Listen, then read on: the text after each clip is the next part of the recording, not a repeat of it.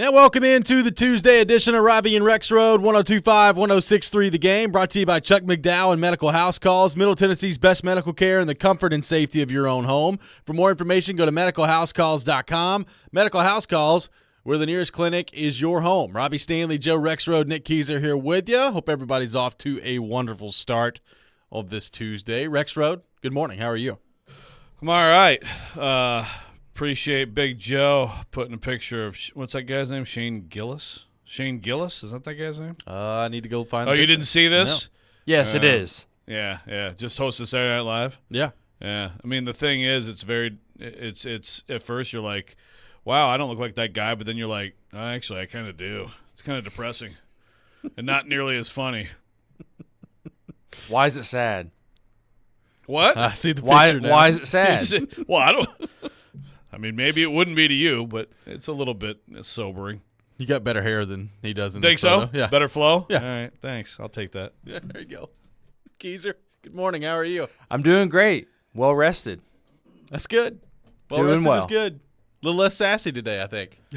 Well, Yes, we'll see. for sure. We still have 3 hours, so there you go. Yeah, give new Michelle some time. Yeah, you know? it could really build up over there. We'll see what happens. We got a lot to get to today here on the program. Mike Wilson from the Knoxville News Sentinel will join us at 7:30. We'll get his thoughts on the Vols as they have the two games left in the regular season and the SEC tournament coming up here in Nashville. Willie Donick will join us at 8 o'clock. We'll get his thoughts on the Preds as they go for win number 9 in a row tonight. And Tommy Novak, fresh off a new contract. And speaking of that, that's where we start today, Joe. Novak gets his new deal. 3 years, $3.5 million per season for Novak, so a $10.5 million total. And it was funny, we were at practice yesterday, and they ended practice by making Roman Yossi do a hot lap because he was named NHL's first star of the week. And all of a sudden they said, Novak, hot lap. And then he did the hot lap, and they got you thinking, okay, well, means the deal's probably done. We get in the locker room. I was asking Tommy Novak about, like, hey, report out there that there's a contract on the table for you. How's that going? Been in talks with my agent. We'll see what happens. 5 minutes later, Elliot Friedman comes out with a deal that he signed the deal. The Preds PR team goes back and gets Tommy Novak again. He comes and talks to the media for the second time. That's good. And there we are. Tommy Novak, 3 years, $3.5 million. What did you make of the deal for Novak and the Predators? So did Alex Doherty actually exactly predict that? He tweeted that he did. He did. To you. Good for him. Yeah, I mean, I think we've talked about, well, maybe 4 is a little much, and it does kind of seem like nitpicking when it's like 3.5 or 4. We're talking about $500,000 in pro sports. But I feel like it's a pretty fair deal both ways. You get the third year, you get $10.5 million guaranteed. As you've said, like as this team builds the roster, how does he fit into that picture? What's the ceiling? He's been a heck of a revelation the past couple of years. He's earned this. I think it's a good outcome, and we'll see, what the team looks like, where he ends up, how he fits in. But the guy can score. Yeah. So you want guys who can score on your team. For sure. I mean, I like the deal. When Elliot Friedman was talking about hearing agents around the league and, people that he talk about in the 4s for Tommy Novak, my first question was, well, what does that mean? Because there's a big difference between $4 million and like $4.8 million per year. So what exactly does that mean? And I still, like, when you factor in a couple of things. Number one, like, he's really not played that long in the NHL when you break down just the games played that he's got. And also, like, I do think that there's a lot of sheltering that goes on with him in terms of the defensive zone and the way they try to handle that, which, I mean, look, there's players around the league that you have to do that for. That's fine. But having said that, like, it all goes into I would not have been very comfortable if I were the Predators handing him a deal where he's here for 4 years at $4.5 million per. Like, I feel like that would have been an overpay for Novak. So the fact that, number one, the term I'm comfortable with, I think 3 years is about as long as I would have gone. They get 3 years, They get $3.5 million.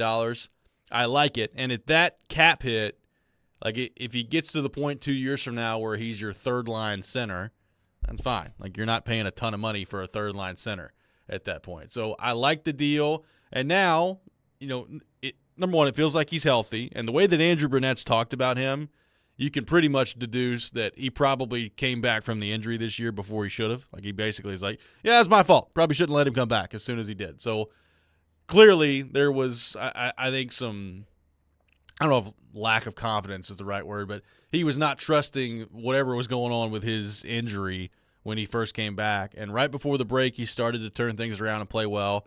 And over this stretch of 8 games here, and really, he was one of the guys that in the 2 games where they got shelled by New Jersey and Dallas, he was actually okay in those 2 games. He's played pretty well for the most part. So I like the deal. I think it's a good deal for the Preds and good for Tommy Novak. A great story to get to the league.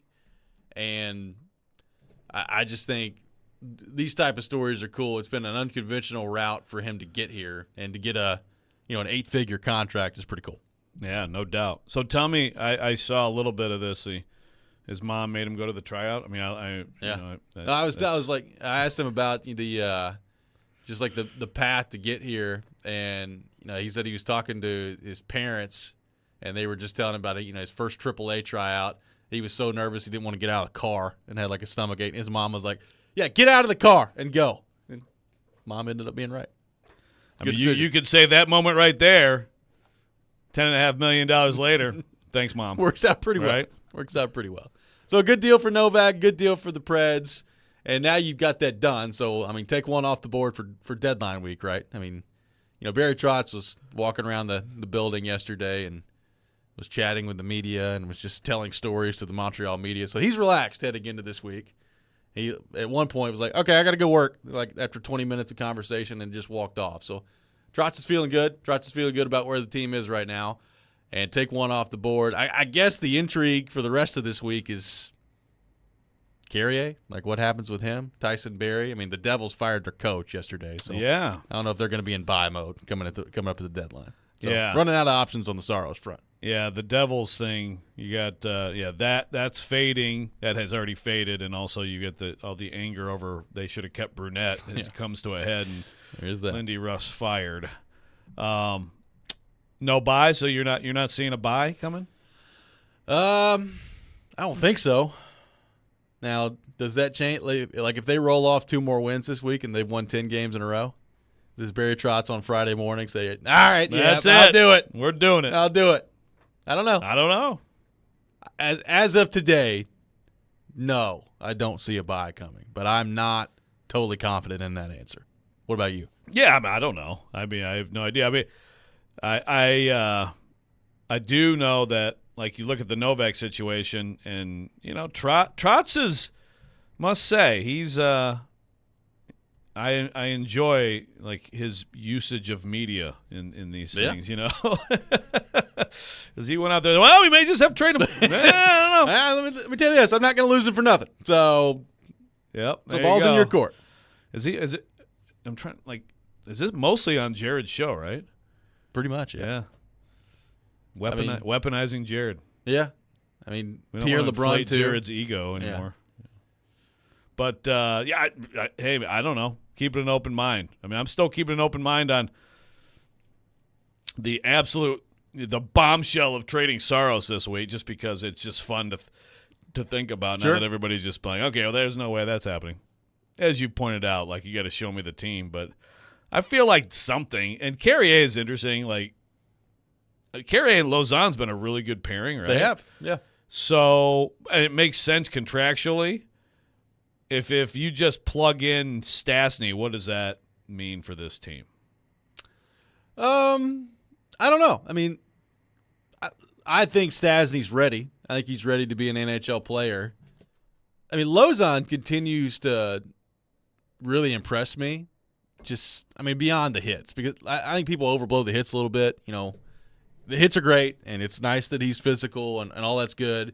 Usually when you're leading the NHL in hits, it means you don't have the puck when you're on the ice. So there's that. But I think he's been really good for the most part. I think Carrier's Carrier's played a nice, quiet game, which I think in his case is good. Like, Carrier's not going to blow you away with, hits out there, his offensive ability, but he's been solid. So, could Stasny come in and do what Carrier has done? Probably. Like, I think Stasny's such a good skater that covers up for a lot of things out there. So, I think he could. The more I think about it, the more I think that what we're probably going to see is nothing. Is Carrier's just here, and whether or not he's got a new deal, he's here. They just ride it out the way it is, and then you can bring Stasny up and plug him into the lineup if you want to at that point. I'm very interested to see, like, if somebody takes, like, can the Predators get, like, a 7th-round pick for Tyson Barrie? Like, is he going to be a future considerations guy? If here, just take him, and then you open up a spot that way. I don't know. That's probably still the most likely one, is somebody ends up taking Tyson Barrie at the end of this week for nothing because they look at him and they say, you know what, he's not great in his own end, but, man, he can quarterback a power play. Somebody will take it. Yeah. Okay, so if you do that, you still don't really have a spot for Stasny. So that's No. right. And then you still have the question of Carrier and his future. Yeah. I mean, I don't know. The way they're playing right now, it makes me doubt that they're just going to up and trade somebody. And it may not be the right move, but it just makes me doubt that he's just going to, yep, you're gone. That's the feeling I have sitting here a couple days before the deadline. So you're predicting that, what time is it, Friday, 3 or something? 3 Central, 4 Central, something like that? They'll have the same team. Other than take Barrie out of the equation, because I agree it's probably just going to be I think he'll probably be gone, and I'm still leaving the door open to what we talked about yesterday of them helping facilitate a deal somewhere around the league and maybe taking on somebody's contract and getting a pick that way. Like, I think they should be involved in those type of discussions, and I think they will be. Now, whether or not that comes to fruition, we'll see. But to answer your question, yes, I'm thinking it'll be largely the same team. Again, I could be totally wrong, but that's the vibe I get sitting here today. What if they lose 6-1 tonight? Well, change everything. Sell off tomorrow. Back on the table. Jersey, who's your new coach? Okay, all right. You want him? Maybe you so. never know. I mean, these are, no question about it, 2 games they should win before the deadline, which always, I think, kind of scares you a little bit. Yeah, but the way they're playing, they play the way they play, really should win. Yeah, they're going to win. 615-737-1025, our phone number. Preds going for 9 in a row tonight against the Montreal Canadiens. That would be 1 off the franchise record if they're able to get it. We'll take your thoughts on that. 615-737-1025. Robby and Rexrode, 102.5, 106.3, The Game.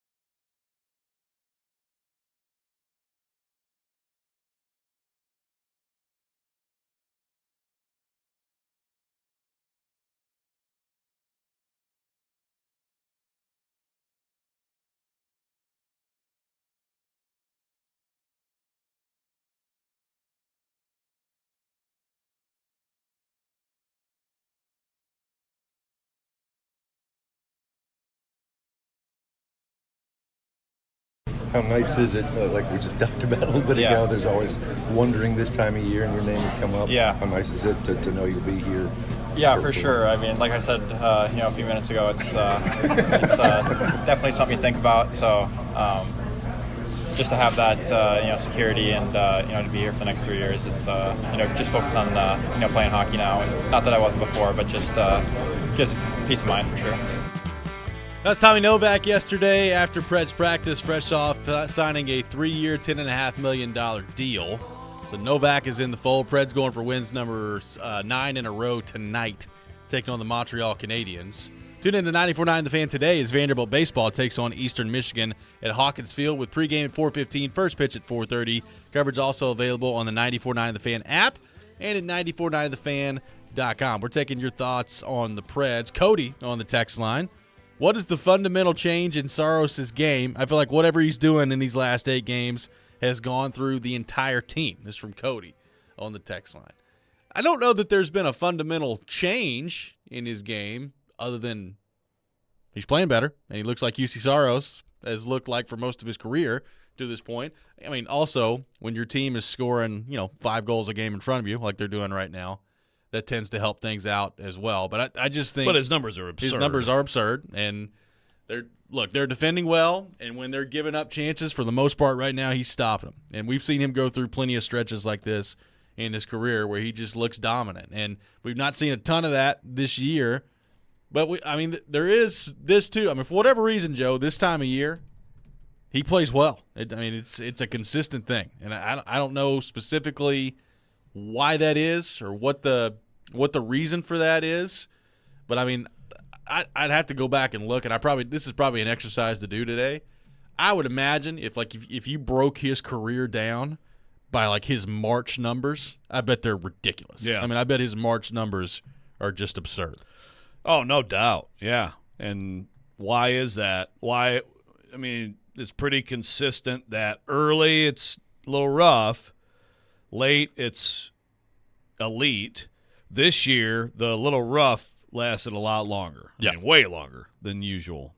How much of that is him, them, system has to be some of it. What I'd like to know, and I don't know, maybe you guys know, the underlying numbers for him during this stretch, what are those? We know that the traditional numbers are amazing. I think heading into the game the other night, he was, 7 point something goals above expected during this stretch. Saved above expected. So there you go. That is taking an uptick. I'm looking at his numbers now. So his career in March, he's got a .928 save percentage, which is absurd, and a .235 goals against. Conversely, October, November, his October numbers for his career, a .905 save percentage and 2.81. November, .901, 3.03 goals against. And then March is .928, 235 goals against. Wow. It's pretty good. Yeah. So, it's a great trend. The bottom line is if you know that your goalie consistently rounds into that kind of form at this time of year, and you project at some point you have better teams and, you can go into the postseason. Let's see, Saros' postseason performance. For the most part, he was fantastic in the Carolina series. Yeah, his postseason performance has been good, But he hasn't had there's not a ton there. There's not a ton there. He didn't play in the Colorado series because he was hurt. Right. The Carolina series, I agree, for the most part, he was good. There's that weird Arizona bubble stuff that I guess counts. Could Pekka Rinne actually still – it was still kind of up in the air, but Saros had been playing better than him. Right. So there's not a ton of body of work there from a postseason perspective, which, I think is another interesting part. If they continue playing this way and they get into the playoffs, seeing what he can do in a playoff series again, going back to his contract, I would have to think, if Barry Trotz hasn't already made a decision and he's like, well – I know I'm signing Saros or I know I'm signing Askarov. If you're still collecting all the information you possibly can before you make a decision, I would have to think seeing him play in the playoffs also factors into that, right? If you get to the playoffs and he's so good that he steals you a series against Vancouver, that has to probably factor into the whole picture of trying to make this decision. Your decision, and then it factors into the interest around the league, too. Exactly. By the way, on Money Puck, he's up to 50th. Now, remember, I don't remember where he was, but he was way lower. Down. He's exactly at 0.0 now. So back even. He's brought it back up to even. But again, typically in recent years, he has been at the top of the list, way more above expected. Well, if he was playing like this all year, he'd be. Yes. It's where he'd be. Yes. He's near the top of the list. So, I mean, that's a really encouraging development. And I would assume he plays tonight. I would assume he plays Thursday. I mean, they're kind of in a groove right now where they're playing they got some decent breaks in between their games. Now they got a back-to-back coming up this weekend. So you've got, Columbus Saturday, Minnesota Sunday. And their back-to-back record this year has been really good. So, it's credit to Saros, credit to Kevin Lankinen with the way that he's played. But I would imagine that he'll probably get 3 out of these 4 this week would be my guess with the way that he's playing. Another question which we've got, Mark asking about Lankinen being gone, Askarov up possibility this week. Can't discount it. I can't discount. I don't think it's going to happen, but it's not impossible.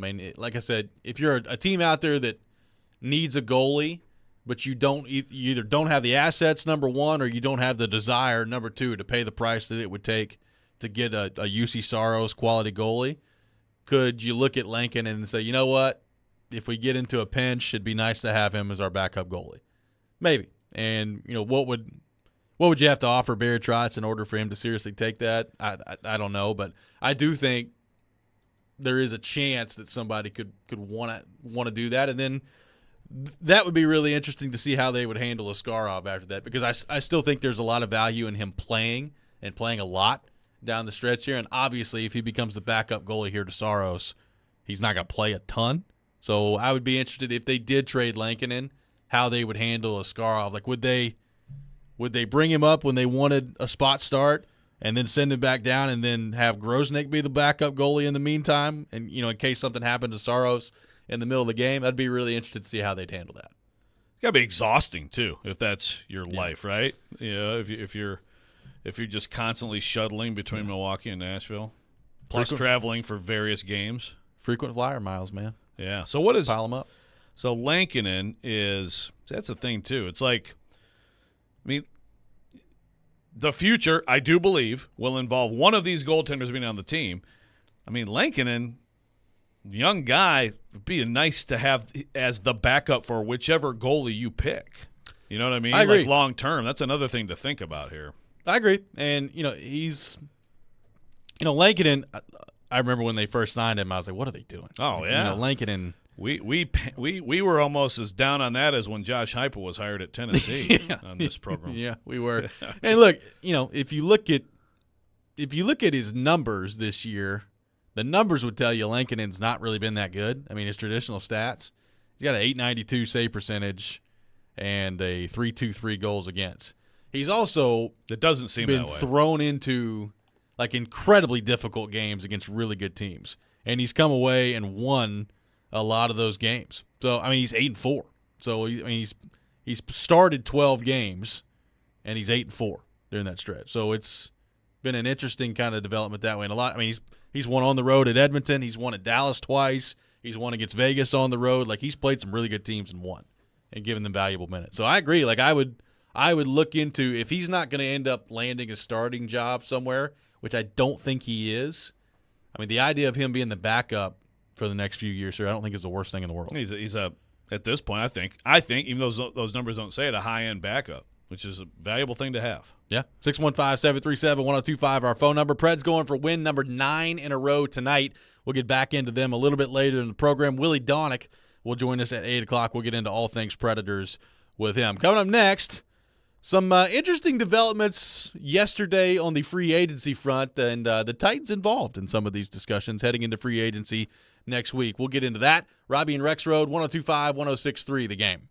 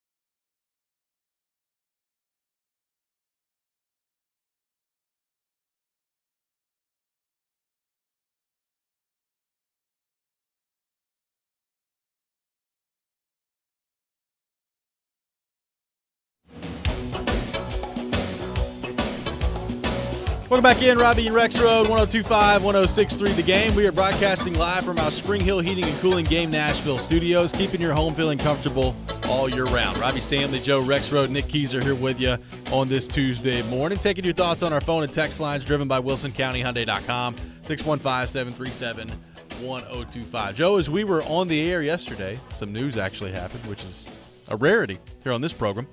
Mike Evans signing a 2-year deal with the Tampa Bay Buccaneers, staying in Tampa Bay. $52 million, $35 million of which is guaranteed. So Mike Evans, we have talked about him in terms of free agent targets potentially for the Tennessee Titans and for a lot of teams around the league. I think there would have been a lot of interest in Mike Evans had he gotten to free agency. And apparently so does Diana Rossini. Diana Rossini putting it out there yesterday.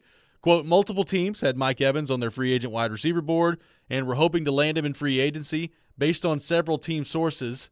The Titans, the Rams, Chiefs, Patriots, Giants, Panthers, Falcons, and Jaguars all had Mike Evans on their free agency board. Titans, first team she named on that list. So what's your reaction to that, and what does that tell you maybe potentially about the plan at wide receiver for the Titans, given the apparent interest that they had in Mike Evans? Well, first of all, I like it. I like the idea that they are out there interested in some of the better players, and they're going after him. So I think it's good. It's a good sign, I think. Not that I've ever really bought. They've been very, I think, cautioning, but I don't take it as like Amy's not allowing us to spend any money. So, like, guys, you can't just go out there and spend because Amy's not letting us spend. I've never bought that, but I think it's just basically it's GM speak or coach speak. Right? Every time anybody who has a lot of cap space, I swear they will say, you can't just go out there and haphazardly spend the money, right?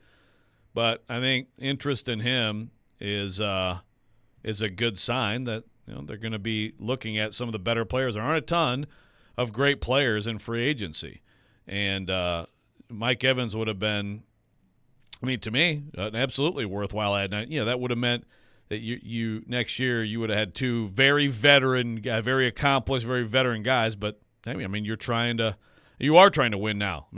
Whether you believe it or not, like, you're trying to win now, and that is something that could have helped your young quarterback. Well, it makes me wonder, now that Evans is off the board, what else are you planning on? Like, what's your backup plan at wide receiver? Now run away from them.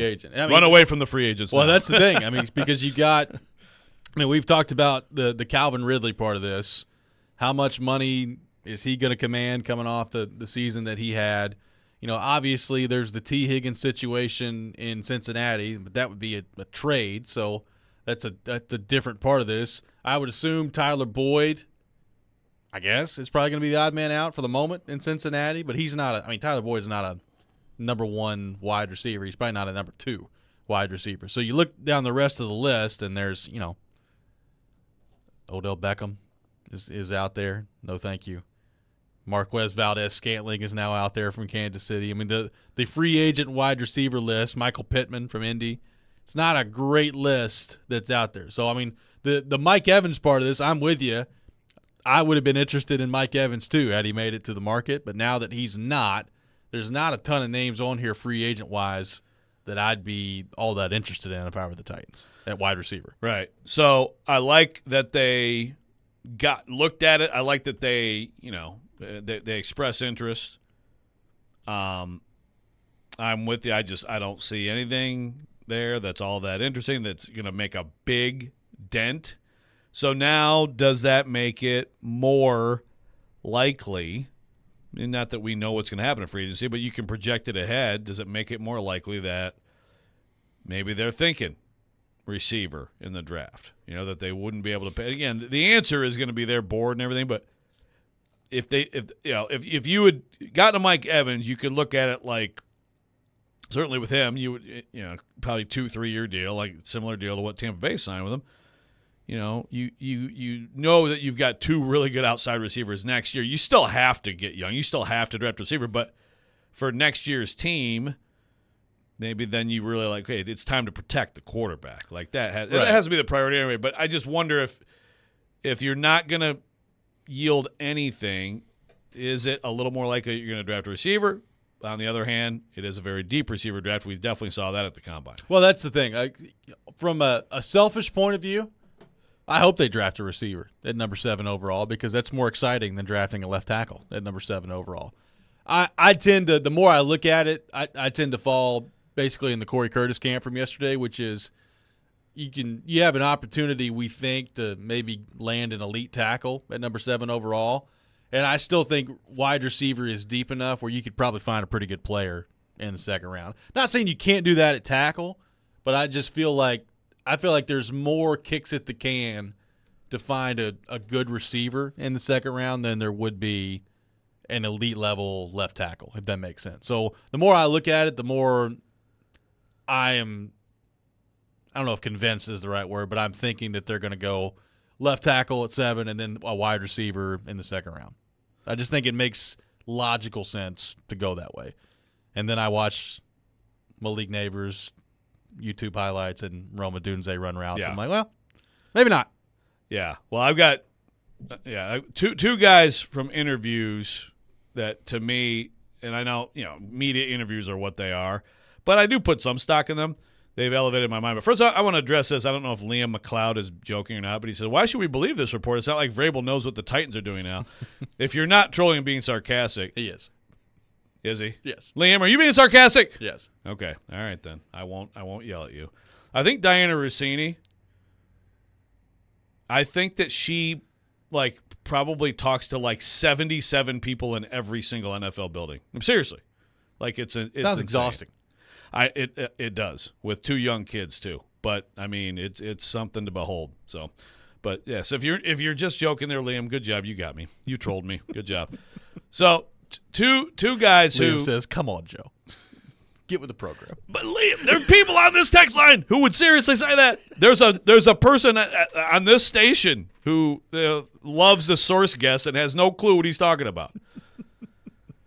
So Jared from Spring Hill says, Rand's going to play it safe, take a tackle to preserve his job at 7. Just can't take the Corey Davis of the bunch at 7. Yeah. So the two guys who, to me, and I'm Nick Suss of the Tennessean ranked his top draft his preferences or who he ranks top, and he went. I got to say.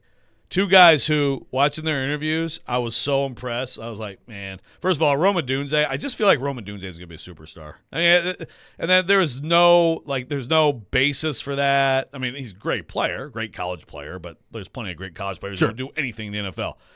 I don't know, man. There's a magnetism to that guy, and just watch him do his drills. I know he's not blowing you off the map with the speed, but there's a superstar kind of thing. Somebody made, I think it was Chris Sims, made the Devontae Adams comparison. Roma Dunze, these are, we get. Oh, boy. Yeah, I know. It's dangerous when you get in these comparisons. But I just really feel like. Do we need to define what a comparison is? Well, there's that too. Yeah. But I mean, I think in this case, sometimes, you're saying when a guy could go this high in the draft that maybe he could be somewhere in the neighborhood of that quality too.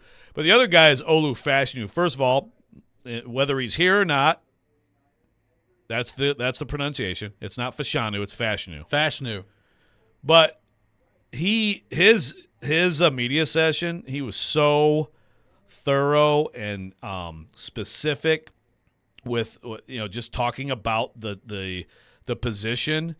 And, Suss brings up the point, everybody gets into this whole, higher ceiling and with him, but higher floor with Alt. I mean, if you go in the Big Ten and you don't give up a sack in 2 years, does that mean you can play football right now? I think it kind of does. I would think so. I may be leaning a little bit toward Fashanu. Well, I am. I am leaning a little bit toward Fashanu with no disrespect at all to Alt, because I think he could be fantastic. But just Fashanu and a Dunze through media interviews, which is very unscientific and has limitations on what the heck it means, it did sway me a bit with both of them. No J.J. McCarthy? Just get all the quarterbacks? J.J. McCarthy? Just line them up. Levis, McCarthy, and we'll take Joe Milton in the 6th round. Oh, my goodness. One of those 3 will work. Well, hey, Unsportsmanlike's talking about the Falcons signing Cousins and then also drafting a quarterback. I saw that. Load it up, man. There's a question on the text line of a guy that's really intriguing that I want to get your thoughts on next. So we'll do that. 615-737-1025. Our phone number, NFL free agency, Titans talk, all on the table. Free agency starting next week in the National Football League. You're listening to Robby and Rexrode, 102.5, 106.3, The Game.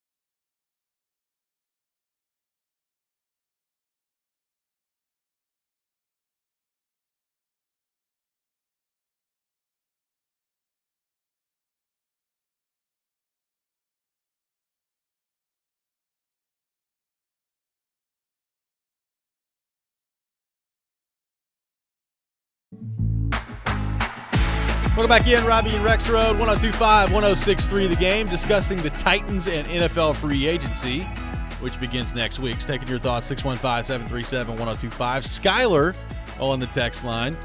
What do y'all think of Gabe Davis? I thought he was pretty good and consistent as a number 2 in Buffalo. Gabe Davis is scheduled to become a free agent. Some mixed thoughts on whether or not he's going to end up back in Buffalo, but he's might be out there. I mean, you look at his career to this point. I mean, he's never had a season where he's had 50 catches. Now, in that offense, Diggs gets the ball a lot. He's had some injury problems that he's dealt with at times, but he's played through a lot of it.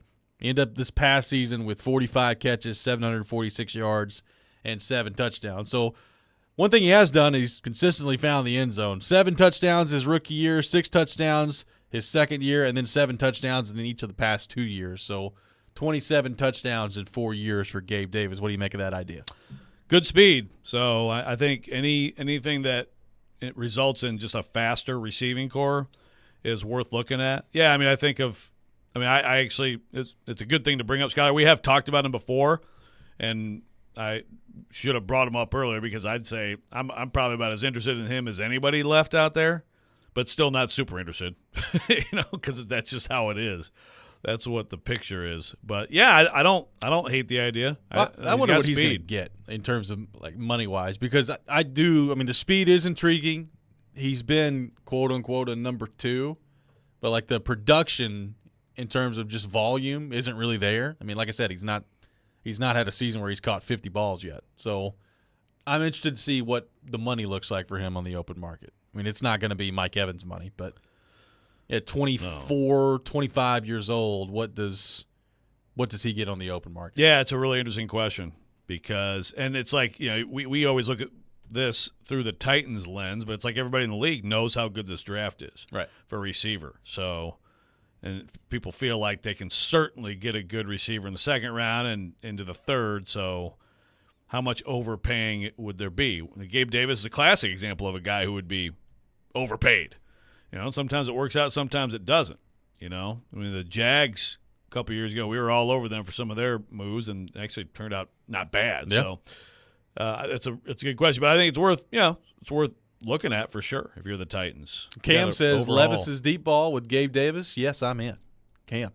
I mean, it is an intriguing idea of the speed that he brings to the table. I'm all about speed on the Titans wide receiver room. So give me some speed. Yeah, and to Cam's point, whether it's him, I mean, I do think there's a lot of work ahead with Levis, and the offense is going to change, and I think you're going to see, it's going to be an emphasis on those short, intermediate, the accuracy, all that stuff's got to be there. Joe Burrow's about as good as anybody at that stuff, but we know that he can throw the deep ball. So just straight ahead, burning speed to put on this team seems like. Now, I mean, we've been saying that for years too, right? Yeah.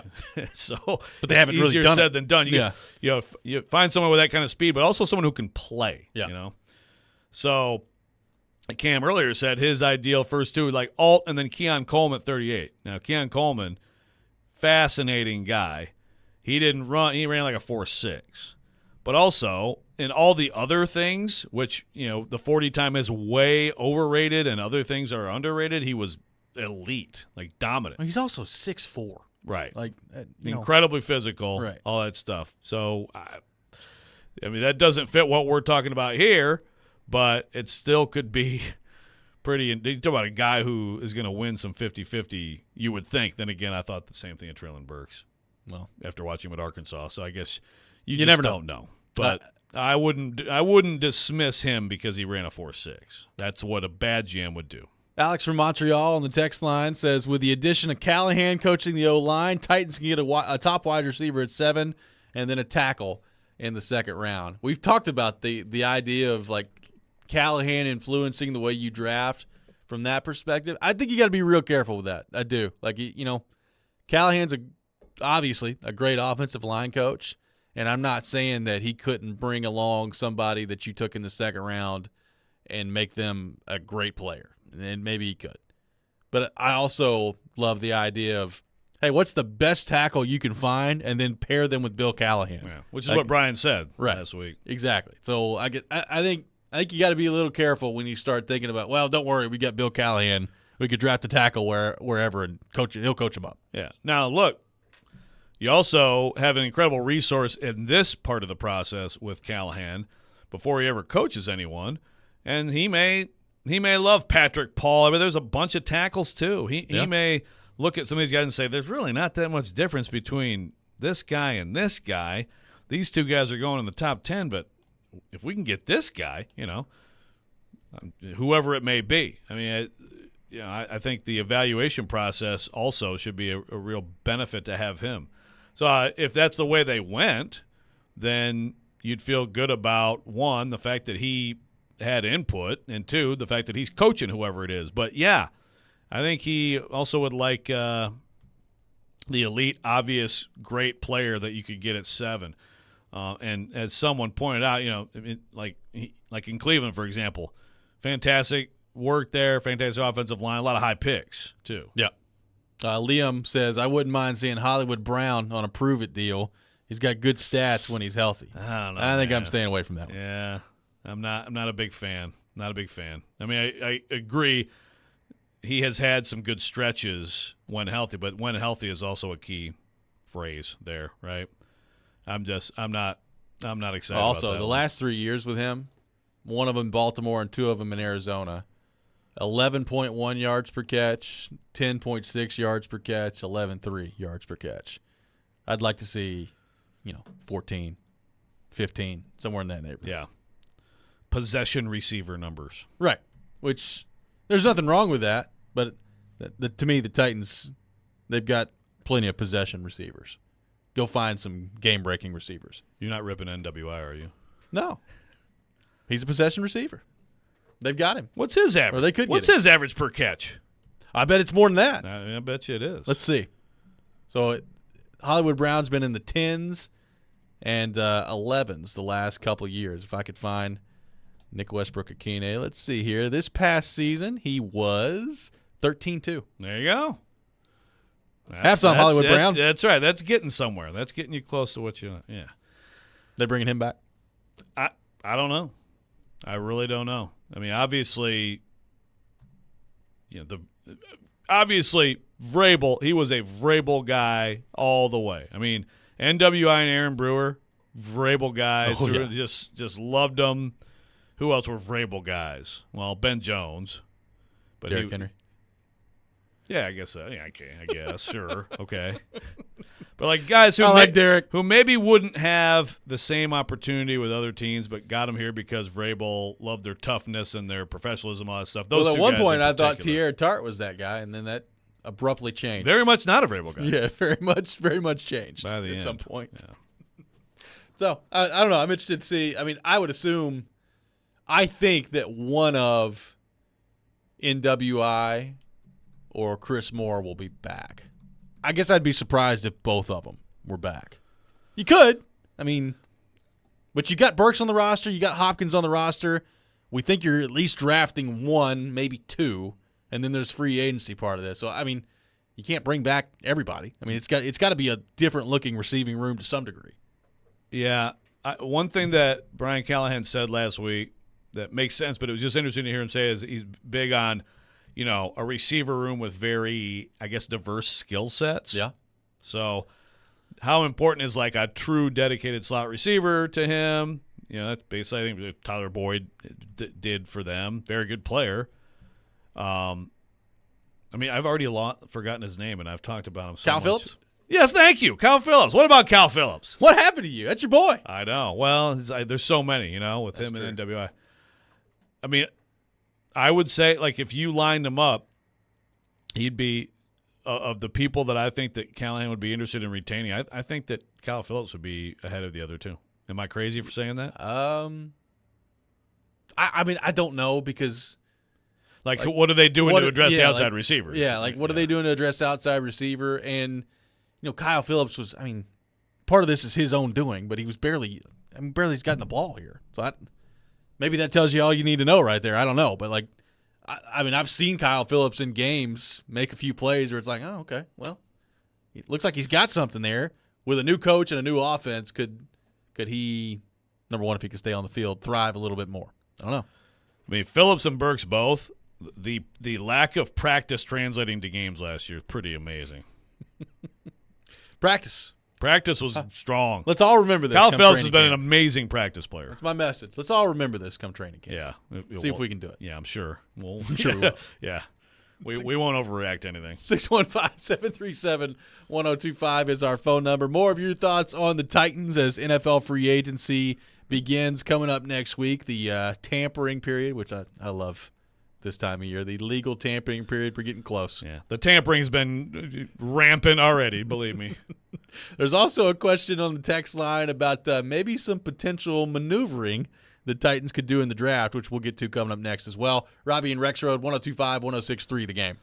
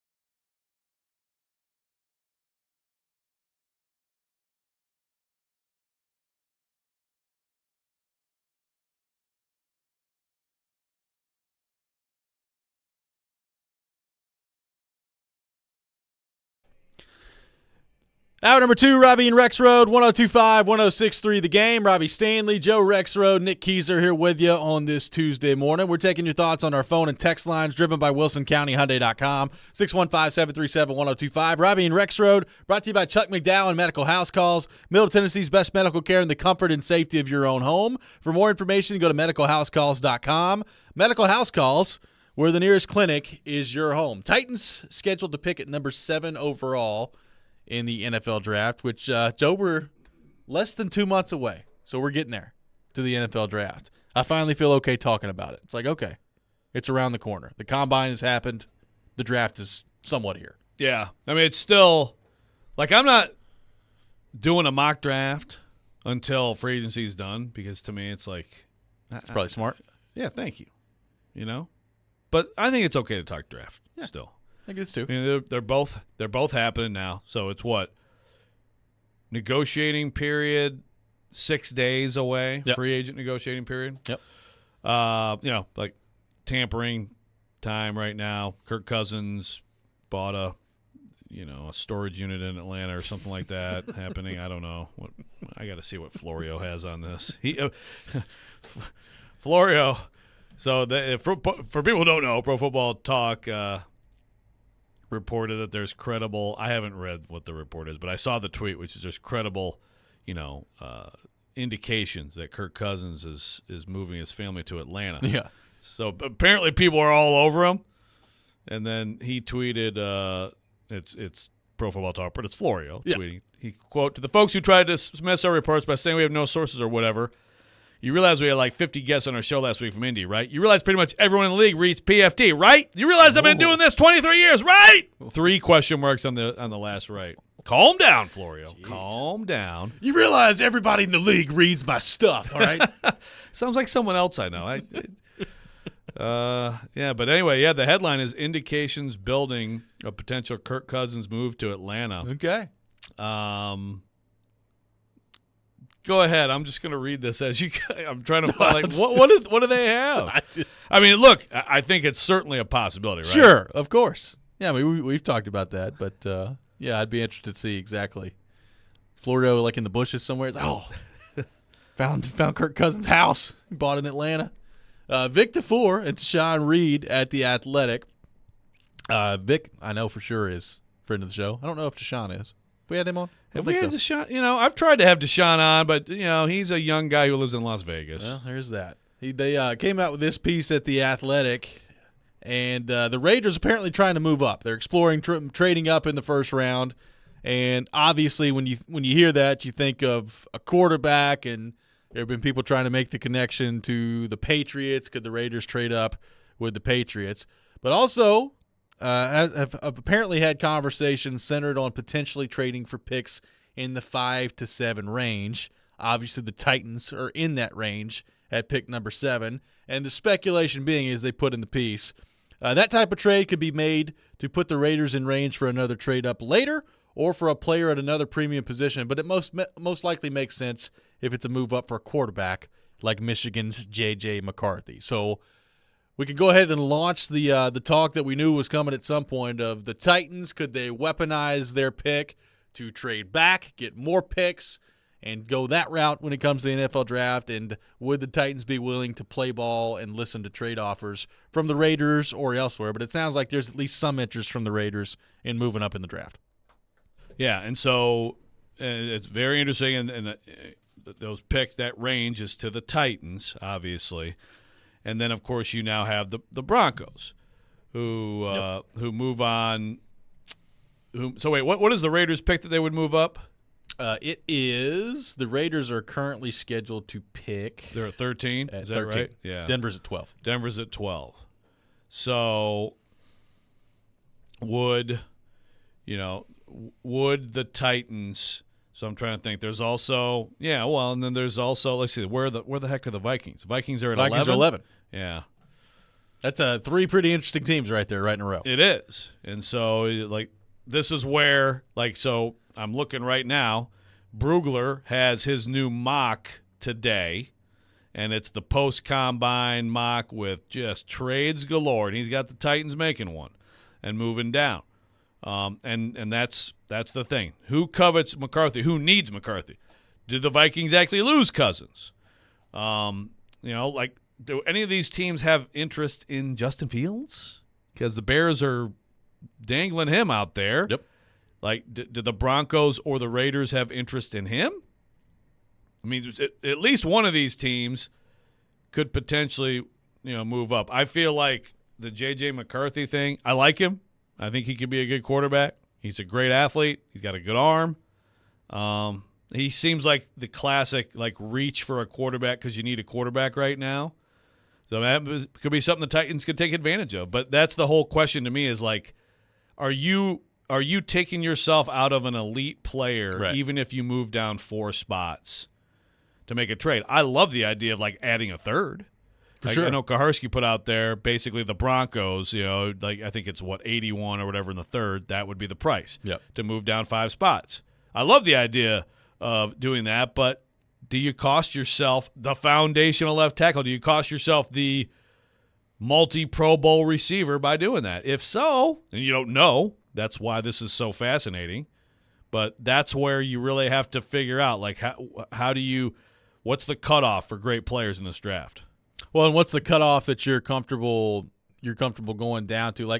For instance, I would assume, one of those 2 tackles is probably going – I mean, one of them could go before your pick. If things stay the way that they are, the Jets are taking another one. The Jets, look, obviously they need offensive tackles.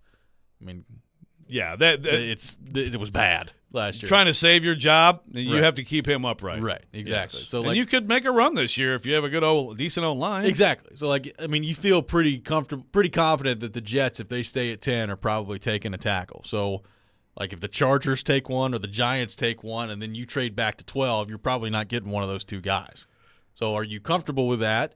Are there receivers / tackles that you feel comfortable about that you could grab if you traded down to 13 that you'd be willing to do in order to get the additional compensation and maybe bring in a 3rd-round pick, which you currently don't have, by the way. So there is that part to consider, too, of how much does Rand Carthon and the Titans, how much are they going to be shopping for more picks, knowing that this roster still needs a pretty good amount of turnover and you need more kicks at the can that way. I mean, I go back to what I've said all along.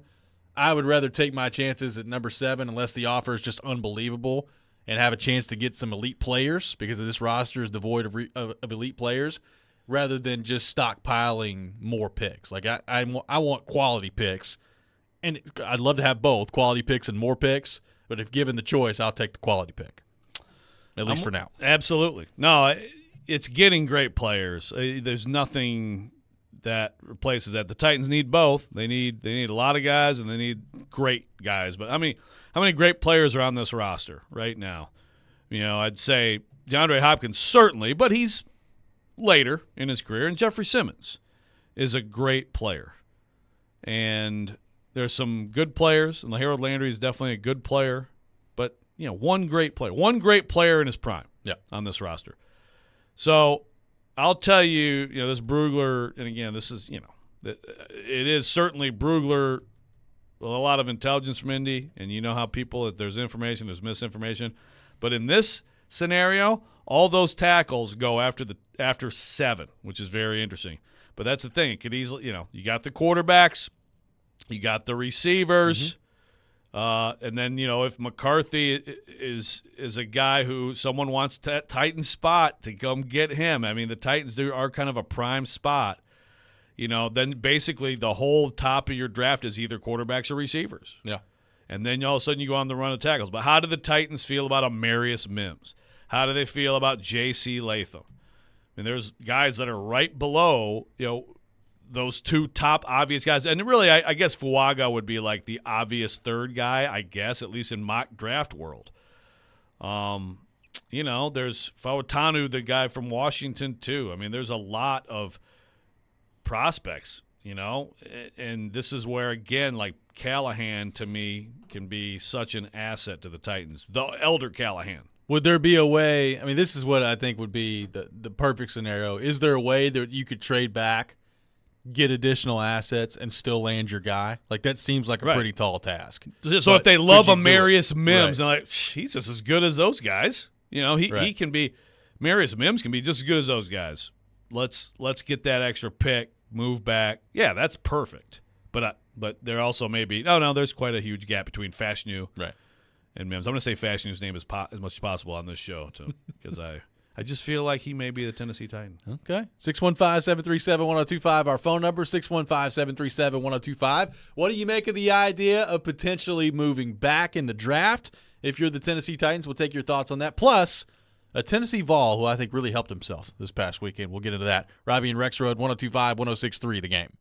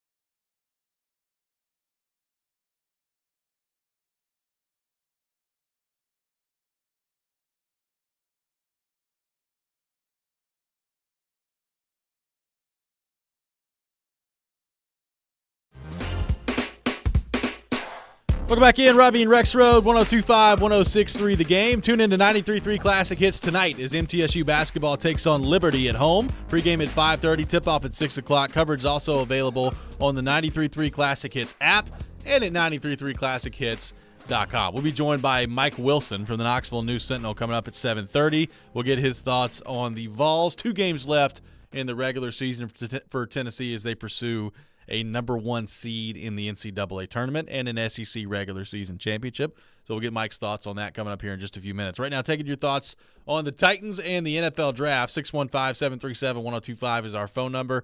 615-737-1025. The idea of moving back. A lot of different thoughts of this. Got some people on the text line that would be willing to do it if the compensation was right. And if people throw out maybe a second-round pick next year involved in the deal. We also have people that have said, yeah, no thank you.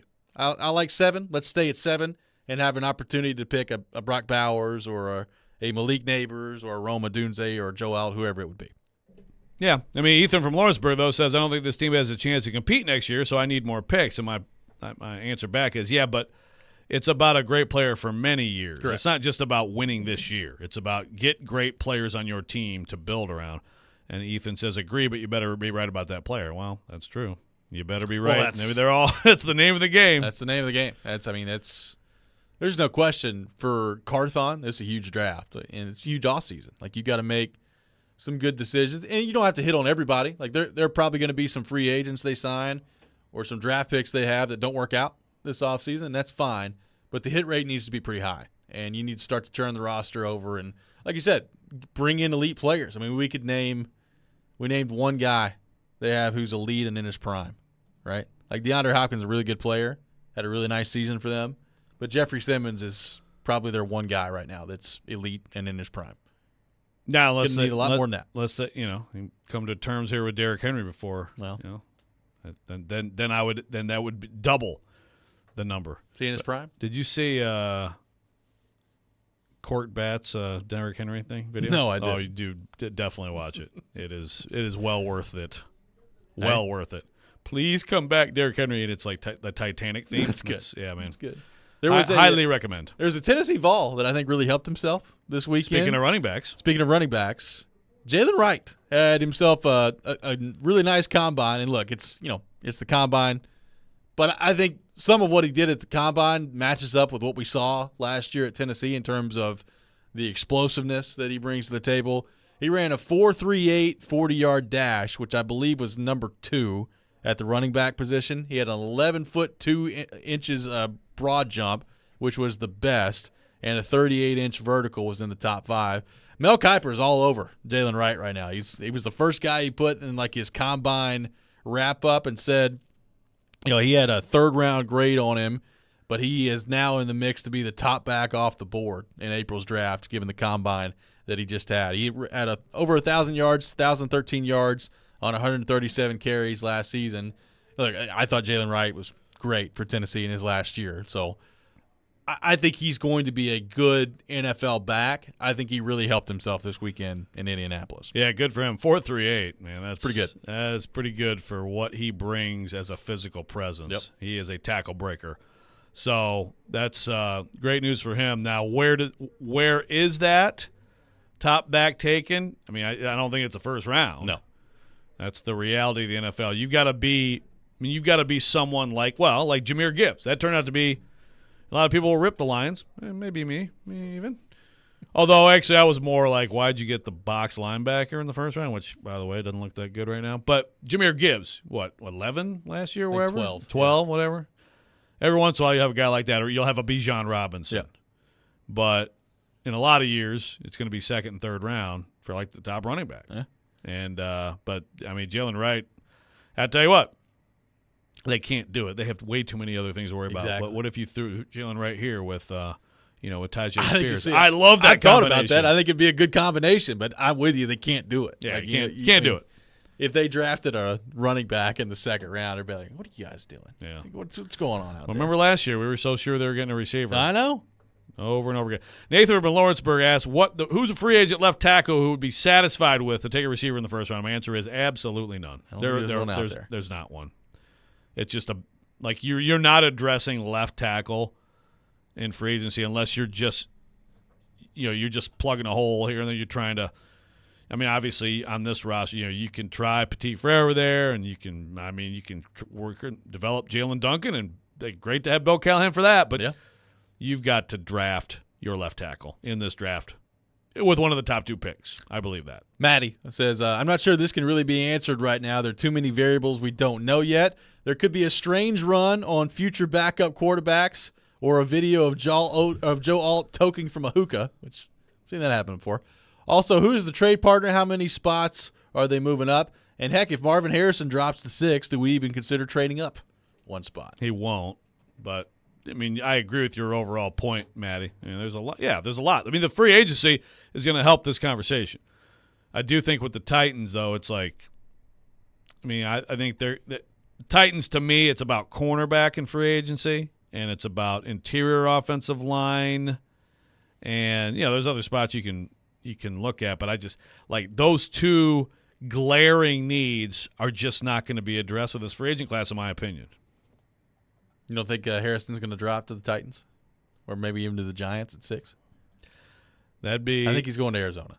Yeah, I think so.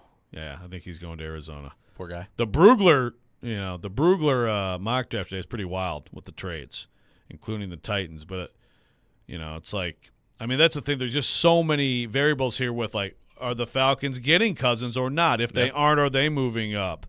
What are the Broncos, Falcons, Raiders, Vikings, which are all circling around and could be looking to jump into 7, is just a fascinating thing. So we have to see the Cousins thing. By the way, the Florio story, like his wife's from Alpharetta.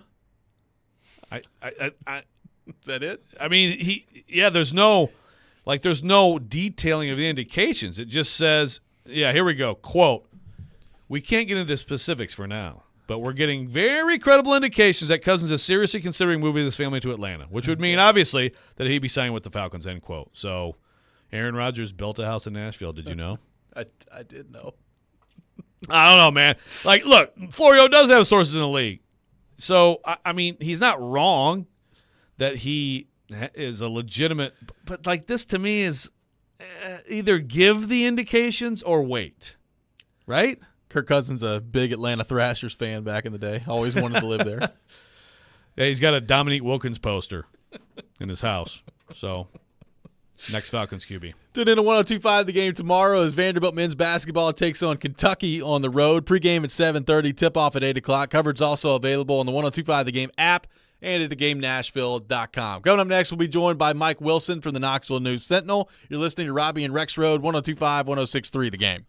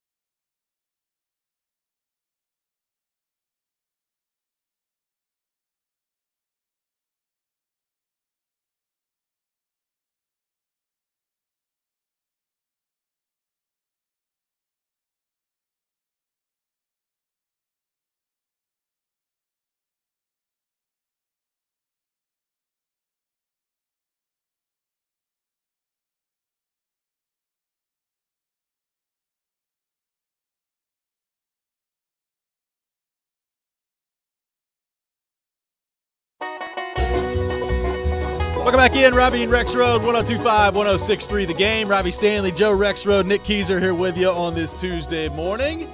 The Vols, huge win against Alabama, as we discussed yesterday over the weekend. 2 more games in the regular season before the SEC tournament here in Nashville.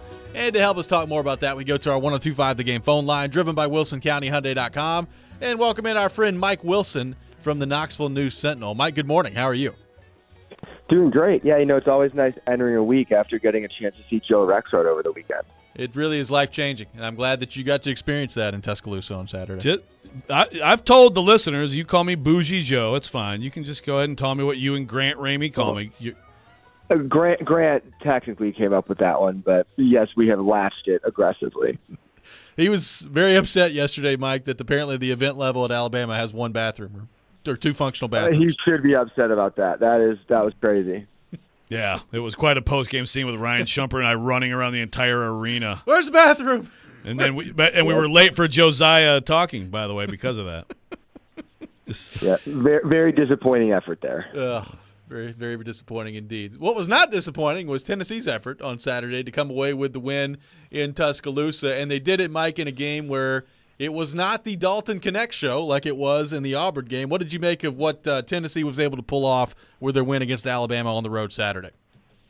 Yeah, I think outside of the last 4 minutes of the first half, first 6 minutes of the second half, it felt like Tennessee did good things throughout the rest of that game and was largely in control of those things.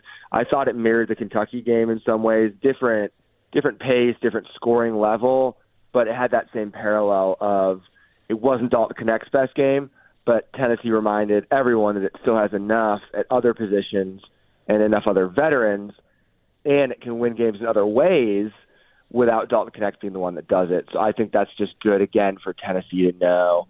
And remember that it's not just Dalton Connect. Like, they've got a lot of guys in this team that can win games and have won games. Yeah, well, you sat next to me Saturday, so you got my basketball insights all night, which is a big benefit for you. But yeah, I'm much wiser now. Yeah, as we discussed, and not just Connect, but I mean Jonas Adu, you get the foul trouble, and I didn't think he played very well. He made some plays.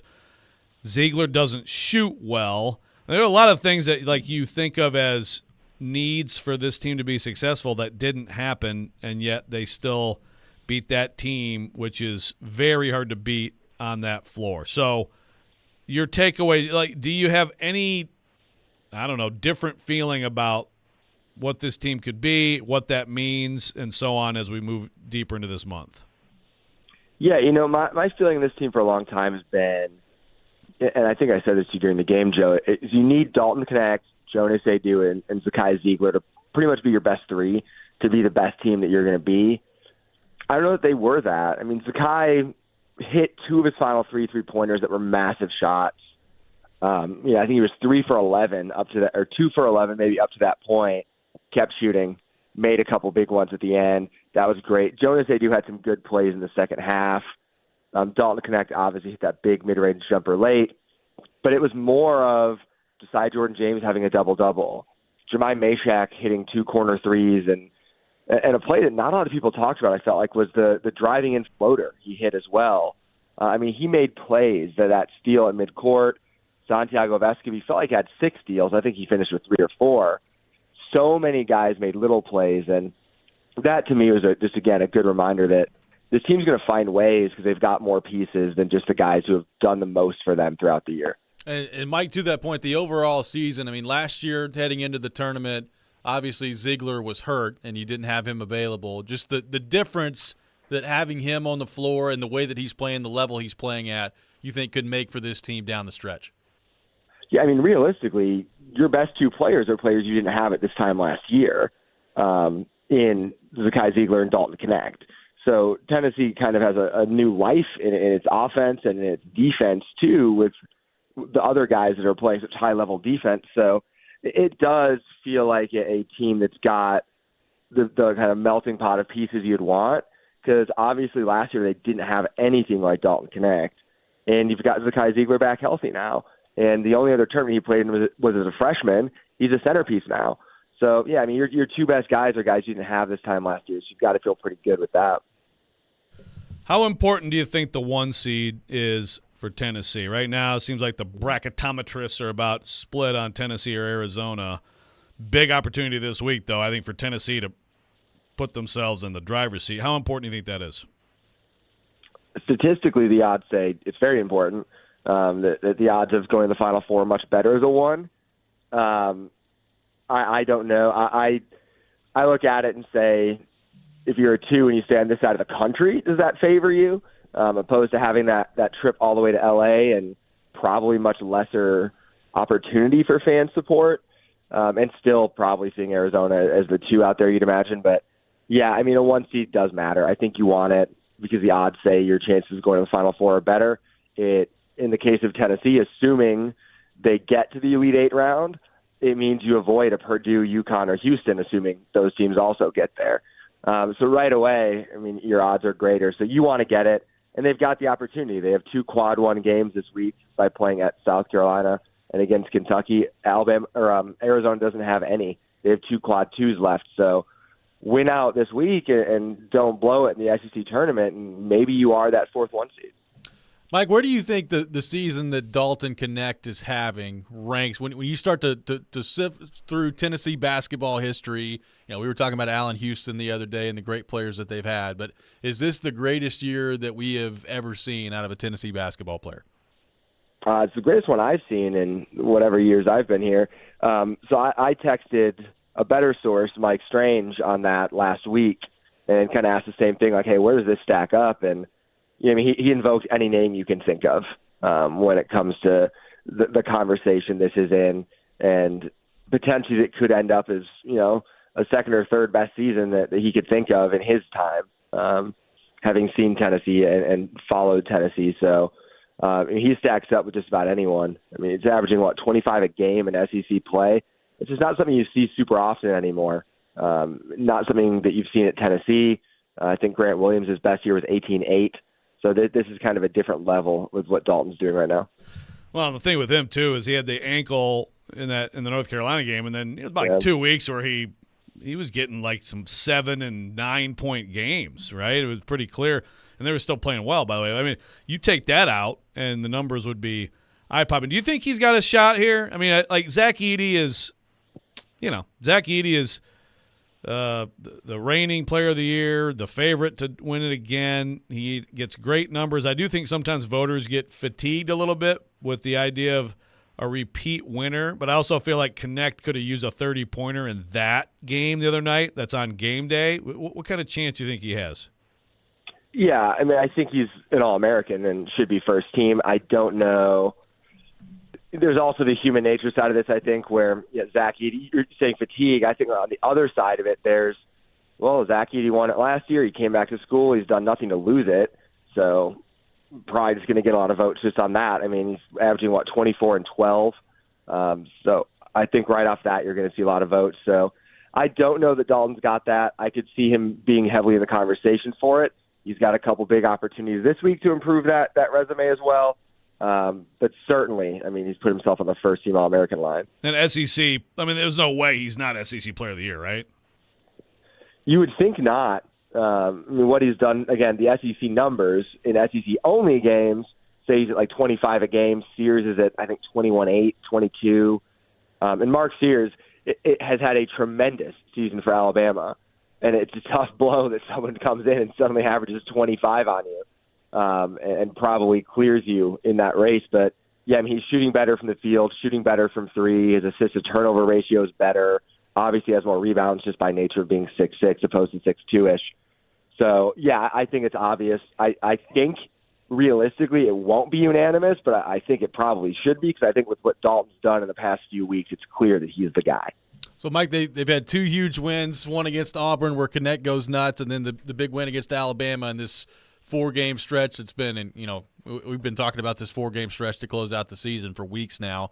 South Carolina and Kentucky left on the schedule. What do you make of those two matchups for Tennessee as they close out the regular season and try to cap off the SEC championship? Yeah, I mean, starting with South Carolina, I think there's two results that confused me this year for Tennessee. One is losing to South Carolina by 4 at home, and the other is probably beating Florida by 20 because Florida I thought was going to be pretty good, and now they've proven they are good. So those results stand out. and obviously Tennessee's now going to South Carolina, which is still in the SEC race, by the way. They win that, they're very much still in the title chase here. So Tennessee needs a win there. I think they get one. I thought the last South Carolina meeting was just a very strange game where Tennessee missed a lot at the rim, which is what South Carolina's defense forced a lot of opponents to do. But Tennessee just shot point. The free throw line got 8 points total from Zakai Ziegler, Jonas Adu. So just kind of everything kind of went wrong at once. So I think they get a win there. Kentucky is maybe the biggest wild card in the nation. Definitely, I think, in the SEC, because they might come in and drop 95 on you, or they might let you score 175. So or both. It's hard to know, or both. Yeah, I mean, they could play a game that does that too, because the Alabama game was 117 to 95. So yeah, I think Tennessee senior day at home, potentially still playing for an SEC title that day. Vols have obviously a great shot there too. Mike, great stuff as always, man. Appreciate so much you taking time to be with us this morning, and have fun. You're going to be seeing a lot of Rexrode coming up. See you Saturday, buddy. Yeah. Can't wait. Yeah, thanks. Pleasure talking to you, Robby, and see you, Boosh. yes. Thank you very much. Mike Wilson, one of our favorites here on the program from the Knoxville News Sentinel. And a big one coming up tomorrow for Tennessee as they take on South Carolina on the road. And then what I'm sure will be a pretty wild environment on Saturday at home against Kentucky, which Joe Rexrode will be there for. 615. And Michelle Knezovic will be too. She will be too. And then old Michelle. And then next week, we got a tournament around here too. We do. A lot of things going on. Speaking of things going on, the Rex Rant with Joe Rexrode's going on. That's coming up next. You're listening to Robby and Rexrode, 102.5, 106.3 The Game.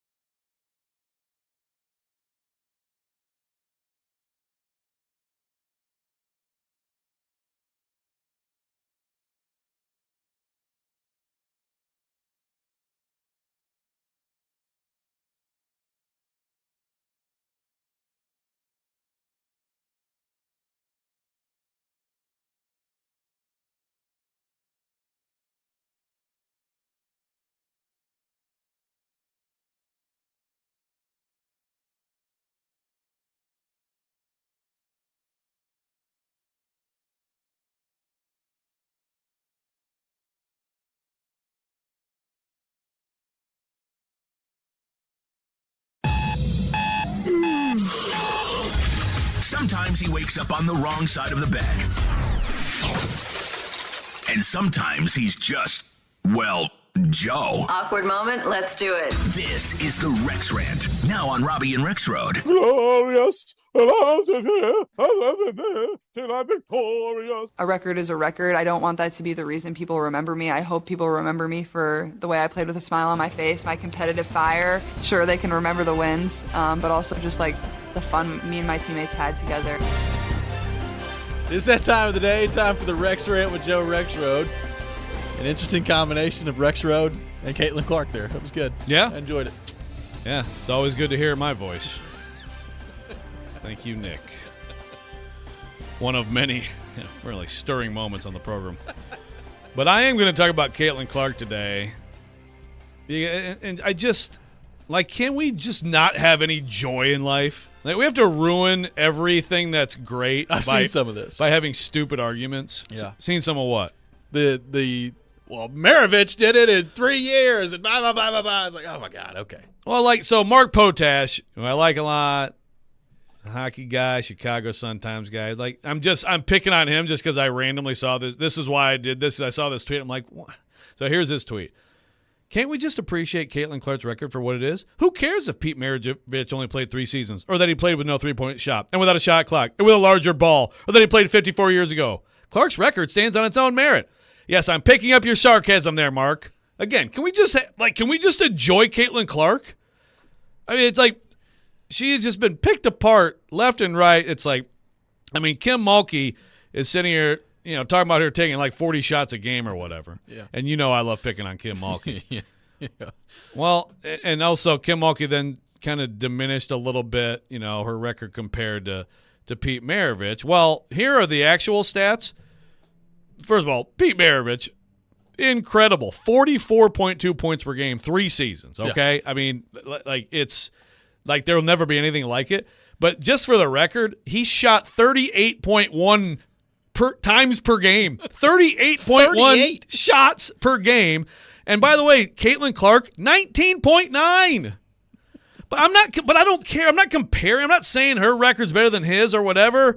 Or her, I mean, it's just been a lot of fun to me to see her pass. Obviously she passed Kelsey Plum. Yep. And then it was actually great to see Lynette Woodard, who was back before the NCAA would sanction women's basketball. It was the AIAW, 3,649 points. She passed her. She actually, by the way, I mean, this whole thing is bringing people to light who no one's heard of, and I'll raise my hand. Pearl Moore, Francis Marion University, 4,061 points. Caitlin Clark's probably not going to catch her. If she goes on an absolute absurd heater and they go all the way to the natty, maybe. But to me, is she the GOAT? Jay Williams, you have to win it all to be the GOAT. I don't know if she's the GOAT. I just know that I love watching her play and that she has been amazing for women's basketball, and I'm going to enjoy every minute I can continue to watch her play.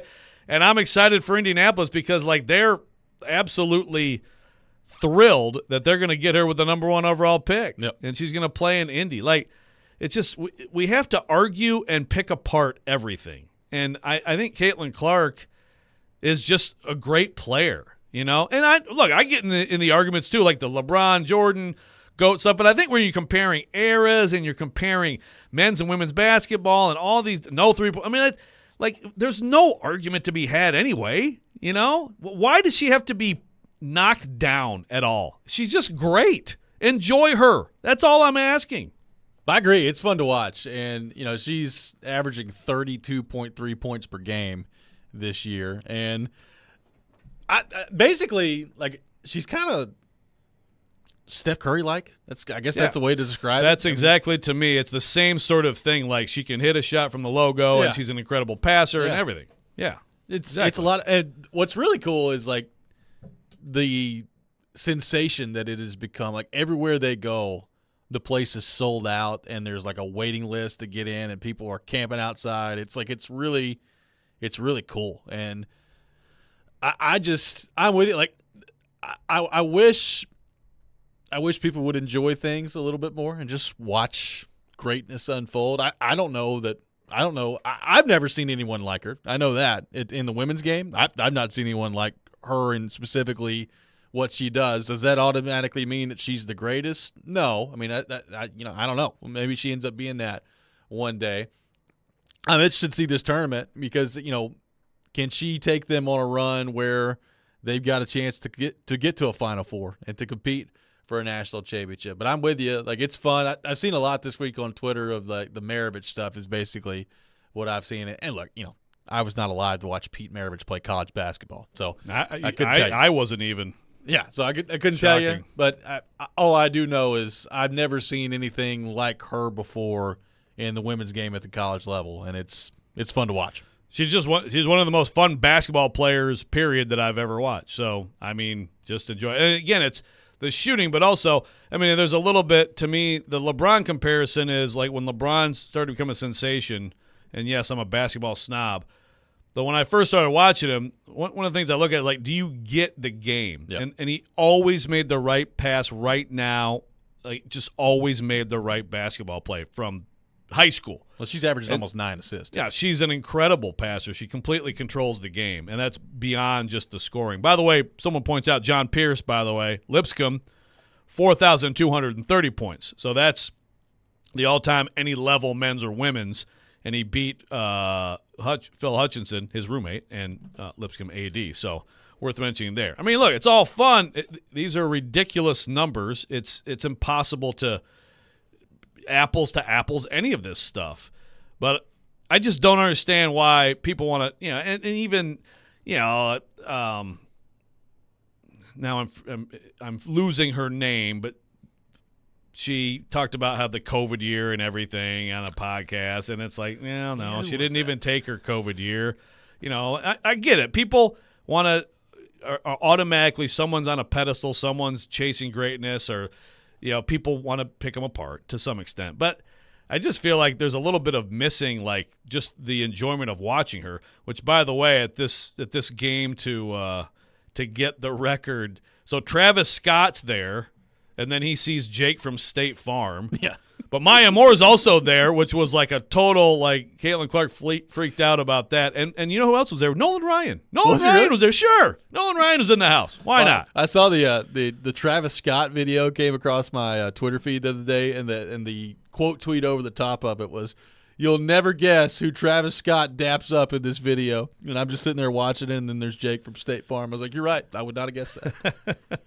Jason Glidsville says, so Joe, who works on a talk show, is mad about talk show fodder? Well, sometimes we're a victim of our own circumstances. Well, this is a talk show, and so I'm arguing that the arguing about this is stupid, okay? That's my argument. Go Caitlin. I'm rooting for him. Yeah, the problem is, and that's another thing too, is Iowa's actually, you talk about like MVP. I mean, Iowa's like I don't even think they're an NCAA team. They're not that good. It's a pretty, Lisa Bluter needed to get in the portal and get a great post or something to help her this year, because I don't think they're going to get to the Final Four. I hope they do. If they do, she's going to carry them. But like I mean, people rearranging their schedules to watch her. Yeah. I mean, I get it.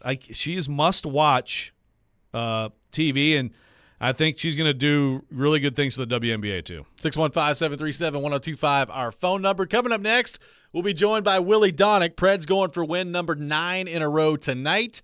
Tommy Novak fresh off a new deal. We'll get his thoughts on all that and more. Robby and Rexrode, 102.5, 106.3 The Game.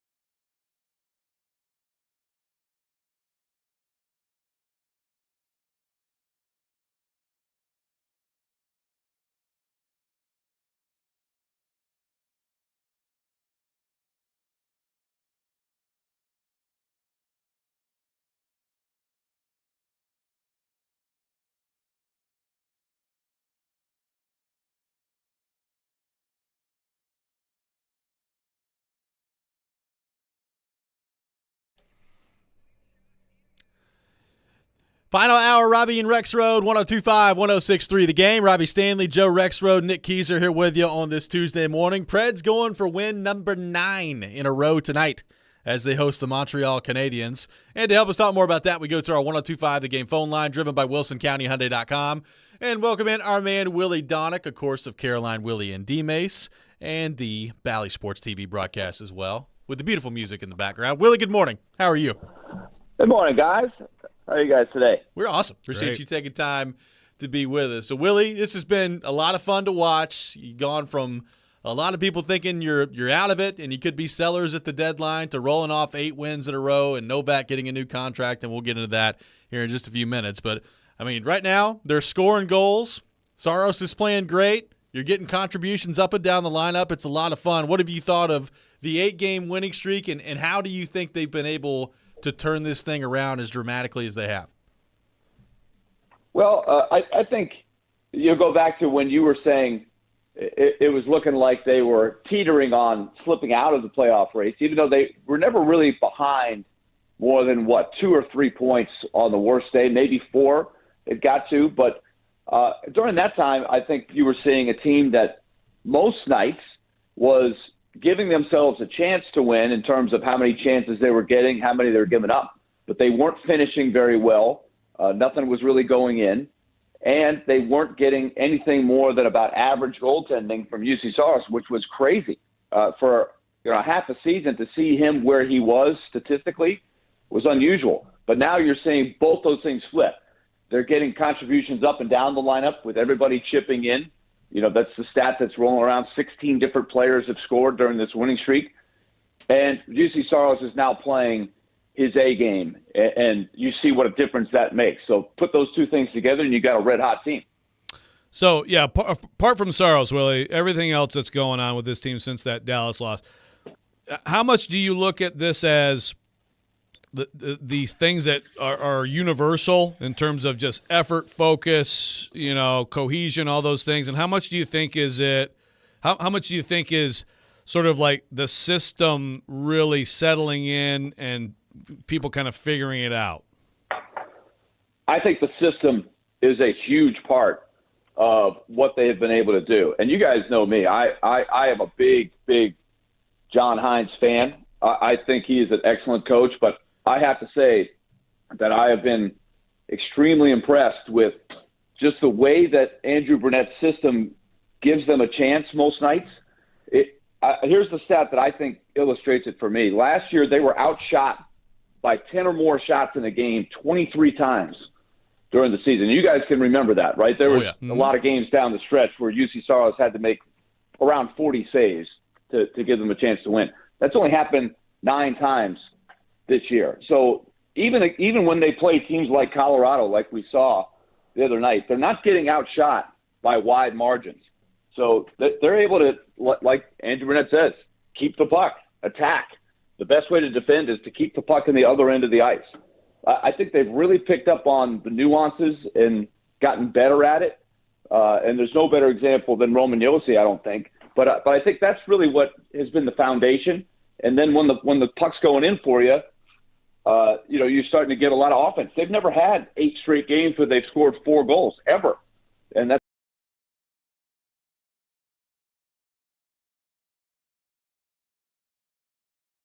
process following his contract situation, because there's just not a ton of comparables for the career path that he's had to this point. Obviously, he's really gifted offensively, and he ends up with the $10.5 million deal over 3 years. What did you make of the deal for Novak and what it could mean for him and this group as they move forward here? That comparable thing is a really good point, Robbie, because go back to before he got injured early in the season when he started doing some nice things. The team wasn't doing great, but he was kind of showing the same signs he did last year when he turned it on about mid-February. And I'm thinking, here's a guy that's about 40 or 45 or 50 games now where he's close to a point per game. And I'm thinking, what's the next contract? Because last year, if you remember, they extended him for 1 year for $800,000. And I think by the end of the year, they were thinking, man, we should have extended him for a couple of years. We could have got him locked in for maybe twice that, but it would have been the best bargain in hockey. So they so they were kind of kicking themselves retrospectively. But look, you got to give him a lot of credit. He has earned that next contract. He's got a unique skill set. I know you guys were kicking around just like I was when Elliot Friedman said he could get $4 million on the open market. I was like, ooh, that sounds a little steep. But then when you dive into some of the numbers, he's kind of a specialist. He's not a guy that's going to be a face-off guy. He's not a guy you want to go up against the true number 1 or 2 centers in the league in the defensive end. But he's got that unique playmaking set of skills. The analytic people absolutely love his underlying numbers. And so most of those people think it's a bargain to get him at $3.5 million, which I think doesn't blow your budget up, even if he doesn't develop into a true top 6 guy. If he gets you 50 points a year, wherever he is in the lineup, that's worth 3.5 for sure. All right, back to Saros, Willie. I think we'd all agree we expect him to be with this team next week, beyond Friday. But you may disagree with us. We've been talking for a long time. The choice has to be made, I believe, pretty soon in terms of what your future is at goaltender between Saros and Askarov. So first of all, do you disagree with that? And if so, please make your case.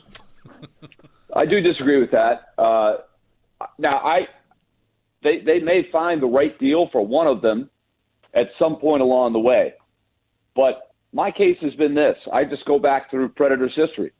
UC Saros, from ages 21 through 23, was the full-time backup for 3 consecutive years under Pekka Rinne, 3 straight years. And they had arguably the best goalie tandem in the league for that long. I don't think Yaroslav Askarov, from all the people that I've talked to, as great as he's been, is anywhere close to being ready to be a starting goalie in the league. The mental stuff that you have to have is just so hard for somebody at his age. And he is a special talent for sure. But I always equate it to a pitcher he's got the 98 miles an hour fastball. He's got the electric slider that explodes. He's got all of that stuff. But that's different than getting outs every night that you're out there asked to pitch. So I think they could hold on to both. That's just me. I might be in the minority there. But the question to me is going to be, what's the next deal for UC Saros? You just saw that Tommy Novak took less than what he could get on the open market.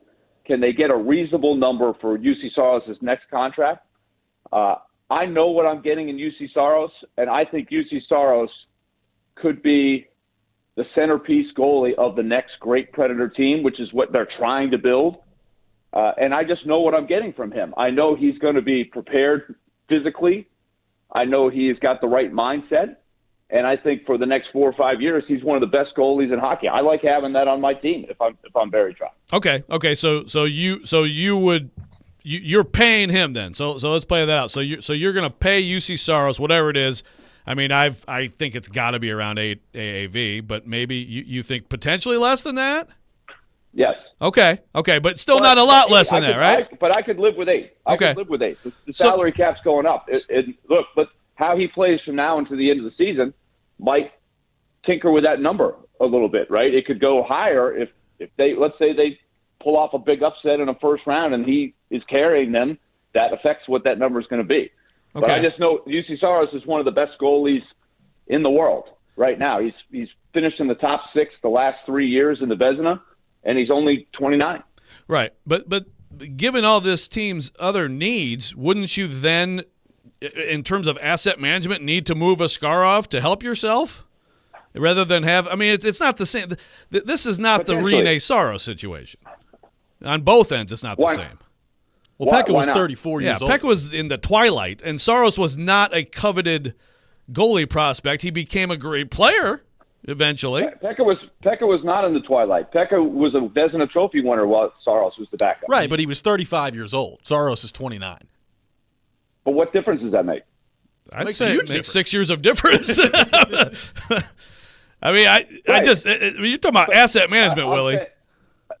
Saros is the same age. Saros was the same age as Askarov is now. And Saros was the backup at age 21, 22, and 23 before he even started to take starts away from Rene. And that was a 2-year process where he started to take starts away. So it's a long growing development period for Askarov. And somewhere along the way, if you find a great deal for Askarov, then yeah, absolutely. If somebody's willing to give you the number one center or the budding star, that's exactly what you need on your roster, then absolutely at that point you would consider that. But I think until then, take the 2 good goalies. You've got 5 first-round picks playing in Milwaukee right now, and you're keeping Novak. So you've got a lot of prospects coming through the pike in the coming years. So I think you just have – my point is you have time.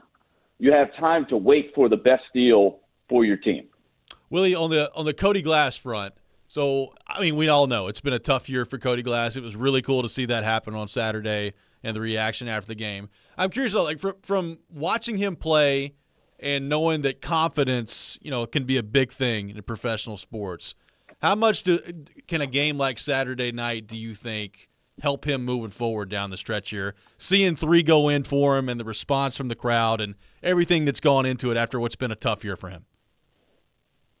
He's an important guy, and when you look at Novak and Glass in particular, and I would put Carrier in this mix, and this is what I think Barry Trotz has to consider here, because it's so hard not to get swept up in the emotion and the excitement right now. And you saw it with Cody Glass, the way the fans reacted to him. For your Barry Trotz, you have to be able to compartmentalize that with the big picture and say, can Novak be a part of the next excellent Predators team, the next team that really has all of the pieces to make a deep run? And I think he thinks the answer is yes. Cody Glass is also in that mid-range, so that high 20s. You've got Ryan O'Reilly, Gus Nyquist, Roman Josi, Philip Forsberg. Those guys are in a window now. If they are your foundation, your nucleus of veteran players, the next 2 or 4 years, they're going to age out a little bit. They're not going to be able to do what they're doing right now. So you need to have that influx of younger players that's starting to pick up the slack. That's where Glass and Novak are at a huge stage of their career. And I would throw Carrier in that mix too if they're thinking about keeping him, which it looks like they're certainly considering that. Because then you've got all those young 20 players that we don't know what they're going to be exactly. You don't know who's going to turn into a really good player and who's going to maybe not quite get there. So you need guys at all stages of the career. That's why Glass, I think, is so important. So it's nice to see that. The fans, the way he kind of wears his heart on his sleeve is endearing to a lot of fans, and now he got some results there. His game, if you look at the last few weeks, it looks much more like the game we saw at the end of last year. So that'll be something to watch for. Does he get that boost of confidence now, and can he give them what they hoped he would give them before the season for this last 20-game stretch? Willie Pred's going for win number 9 in a row tonight. Montreal is, I believe, 1-5-2 in their last 8. That scares me. It scares me a little bit looking at their last 8 games. We'll see if the Preds can respond to that. They're tricky. They're trying to build back, right? They had to break it down. They've got a couple of young players that they're building around. They're feisty. They took the Predators all the way to the wire up in Montreal. They've got this kid, Uri Slavkovsky, who was the first pick in the draft, who they threw right into the fire last year, which was probably a mistake. And he's starting to figure it out. He's still very, very young, but he's now starting to know what to do with his talent right now. And they've got Cole Caulfield, Nick Suzuki. So they've got a first line of young, really exciting players. But the Predators, I think you're going to hear a lot from them today. Just keep doing what they're doing, regardless of the opponent. Can they take the same game into tonight that they took into the game on Saturday against Colorado? And that's what you have to try to do. If they do that for 20 more games, they're going to win their share. Well, Willie, thanks so much for taking time to be with us this morning. We'll be listening at 11 o'clock today and, of course, tonight on the broadcast as well, my friend. All right. Thanks, guys. Absolutely. Thanks, Willie Donick, our guest here on Robby and Rexrode. Preds going for 9 in a row tonight. We'll take your thoughts on that. 615-737-1025, our phone number, 615-737-1025. You're listening to Robby and Rexrode, 1025-1063, The Game.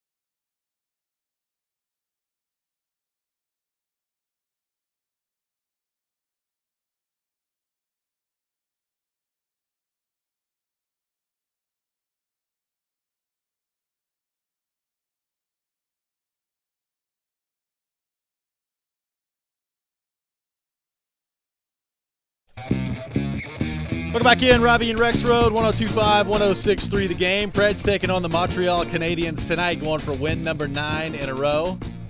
And we're here for you here on the program. We got a pair of tickets to give away to see the Preds and the Canadiens tonight at Bridgestone Arena.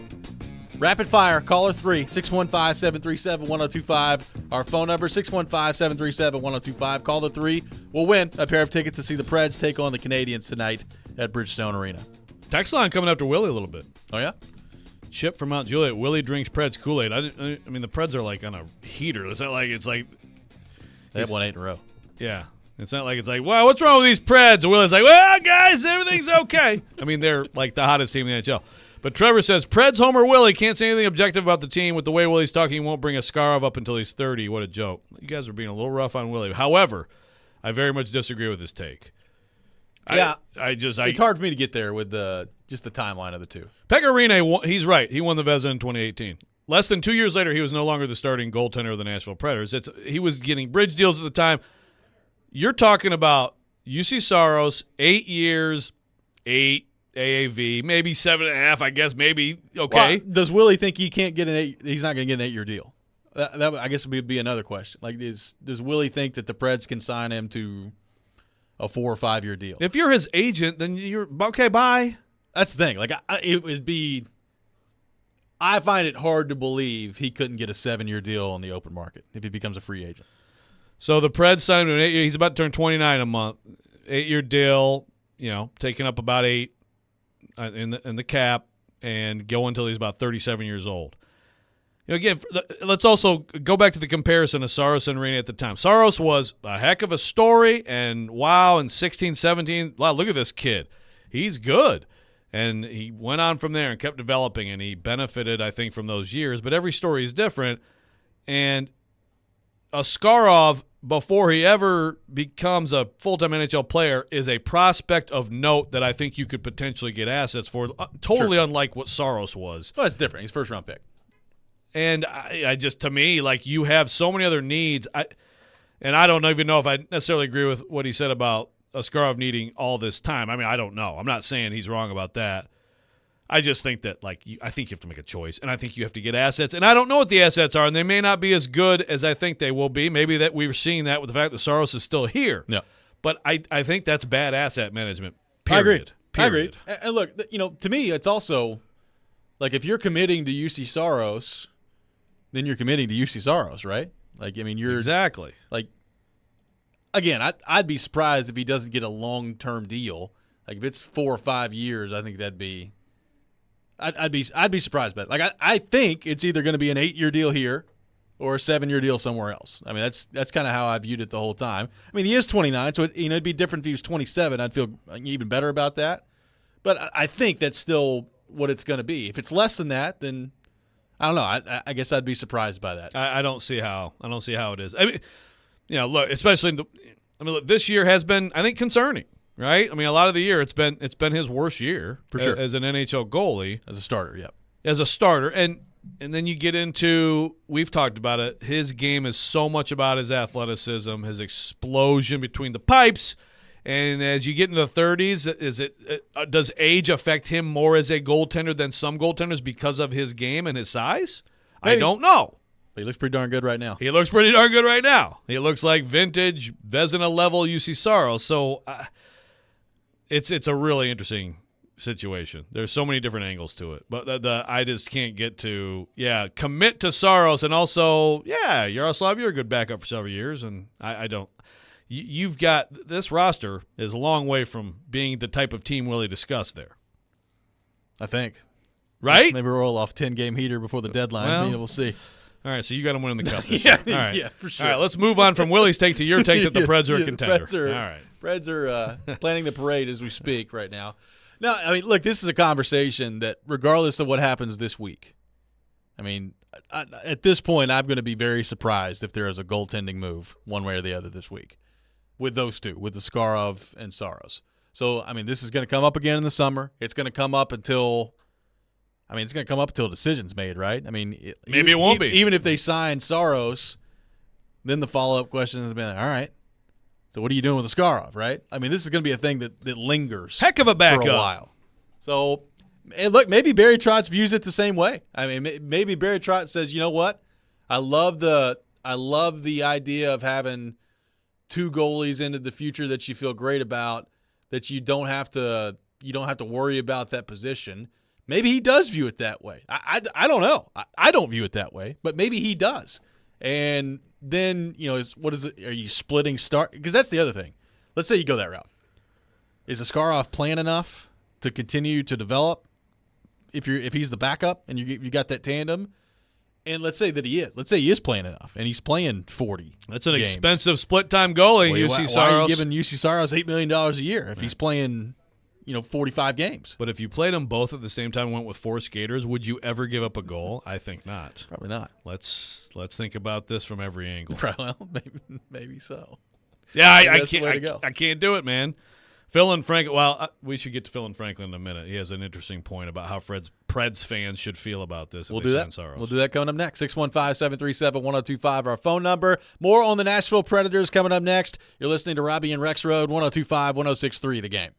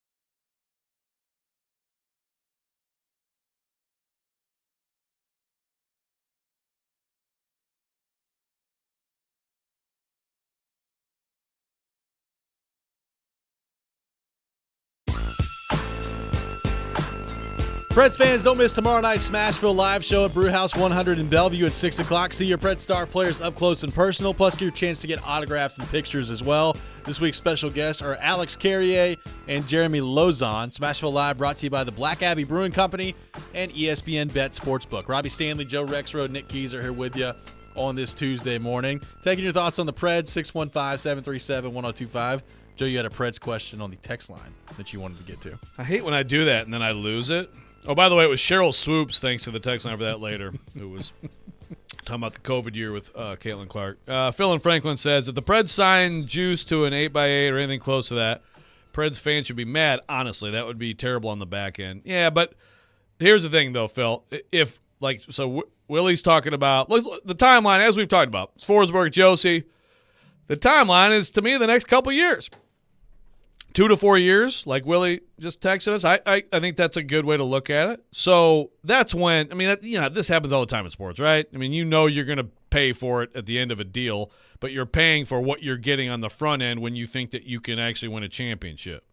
So if you're all in on, look, man, if you tell me right now that UC Saros is essentially going to be the same goalie for the next 4-5 years, sign it. Sign the deal. I don't know that. I'm a little worried about his game and his 30s. Well, look, honestly, like, I'm not even that worried about that. Like, there's concern there, and this year I think has highlighted that a little bit more than I thought heading into the year. Mine has always been about cost management. It's been about what's better. Is it paying UC Saros the $8 million or whatever it would be for that cap hit and going that way at goalie, or would it be trading UC Saros, getting assets back for him, and going younger at goalie and having a more cost-effective goalie plan that maybe at first wouldn't be as good, but you hope grows into being as good as UC Saros at some point. And that's a heck of a risk to take. It is. Like, Askarov, as good as he looks right now, he might not be as good as UC Saros at the NHL level. He might be better. But he might be better. I don't know. I'm not saying I'm not saying he will be, but I think he has all the traits. Well, to dismiss that as a possibility of him being better ultimately, I think is ridiculous. The traits would suggest that he's definitely got a chance to do that. And if you're starting to, and again, I don't know the timeline. Maybe Willie's right. Maybe because I've thought about the timeline a little more accelerated than he is. But I defer to Willie on that. But if he is going to be able to get there, let's say in 2-3 years, then you're in the same timeline and you can do a whole bunch more with your team because of the cap room. And also, presumably, you brought at least pretty good assets back for Saros, right? Yeah. Well, look, here's what I'm about to say is probably not fair to Askarov, but it's the example that immediately popped into my head. So I hear what Willie's talking about with the, like, how long is it going to take? And, Saros was basically the full-time backup for 3 years. I think of Tampa, right? So Vasilevsky came up when he was 20 years old. He played 16 games his rookie year. He played 24 games the next year. And after that, they knew. They were like, all right, it's time. And they moved on from Ben Bishop, and he ended up he started 50, or he played 50 the next year, and he's been the starting goaltender there ever since. I realize that comparing Askarov to Andrei Vasilevsky is a very lofty comparison. Another comparison. Okay? So I get that. I'm just saying, like, it's not always when a goalie's 24, 25 when he eventually figures it out. There are guys that pretty early you're like, yeah, that guy can play at the NHL level. And that happens often. Like, it is different at goalie than it is forward, than it is at defense. Like, very rarely do you see 20, 21-year-old goalies come into the NHL and play well. And that it is different that way. But it can happen.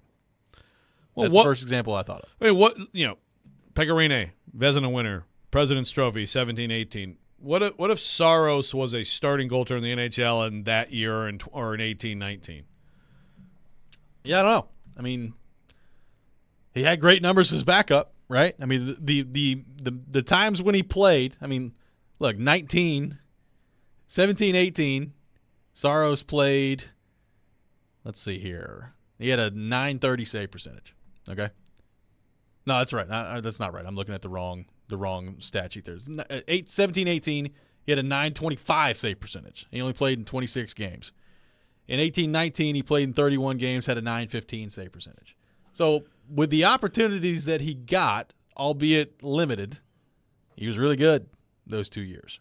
Yeah, I mean, so I don't know what would that have meant if he'd started. I have no idea. Yeah, like maybe it was perfect and it set him up for 20 and then beyond, and it's exactly what. But everybody's different, and it's just, I don't know. I maybe I'm just a little bit too enamored with the Askarov highlights and the personality and all that stuff, but I think he might be ready to be pretty special in not a terribly long time from now. Chris says, "What does the bandwagon jumper Jared think?"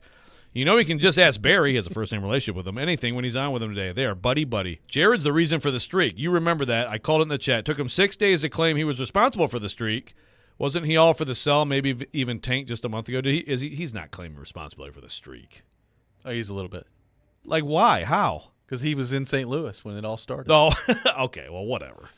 So it's like good luck charm stuff. Not like when sometimes he's like, well, what I said that motivated the Titans to, you know. Well, I don't know. Did they bring him in for pregame speech against St. Louis? I don't know. Hey, guys, here's Jared Stillman. They brought him for a reason. Yeah, they did. So maybe that's going to be the untold story. It's not you two. It's Jared's speech. Dennis on the text line says, you don't know if Saros is going to be good for the next 3 or 4 years, but you know Askarov is going to show up and dominate? No, that's the thing. We don't know. I mean, I'm not saying I know anything, but I like what I'm seeing from Askarov. You know, a lot of this is about educated guesses too, right? Like that's basically what this is. If you're Barry Trotz, it's an educated guess of, you know what, I feel good enough about UC Saros and his track record to project forward and believe that he's going to be a great goalie in the league for the next 5 to 6 years, or I don't feel that way, and I love what I've seen from Askarov, and he projects to be a great goalie for us for the next 10 to 12 years. Like, that's what it is, right? The bird in hand. It's educated guess. Whatever. Yeah. And it's just that in this league, with this cap, which is more real than the NFL cap, man, there's a big difference in what you're going to have to pay Askarov for a few years and what you're about to sign up with for Saros, and that could be a difference-making player, for sure, a difference-making scorer on your team, and that is the name of the game. It could be a difference-making player with the cap room you save, and it could be a difference-making player with the return that you would get for trading Saros, right? Like that's the whole point. Like that would, if you decide to move Saros, you're doing it to build up your offense to a point where you feel like it can be lethal. I mean, with this system, with Andrew Burnett, with some of the players you do have in place, and Willie's right, they got a lot of first-round picks coming up, and you're hopeful that one or two of those guys are going to work out and be difference-making players, not just decent NHL players, but difference-making players. And how many of them will? I don't know. I like what I've seen from some of them to this point, but that's what it's about, is roster management to get yourself to a point where you can compete for a Stanley Cup, and what's the best way to do that? Yeah, because I feel like at some point there's got to be a big splash of the trade or free agent signing, and it's not just those young guys. But I agree. Maybe I'm wrong. 615-737-1025, our phone number. Coming up next, it's time for Pred's Pick to Click here on Robby and Rexrode. Be the first caller at 615-737-1025. If you guess a goal scorer for the Predators tonight, you want a pair of tickets to a future Nashville Predators home game. We'll do that next. Robby and Rexrode, 1025-1063, The Game.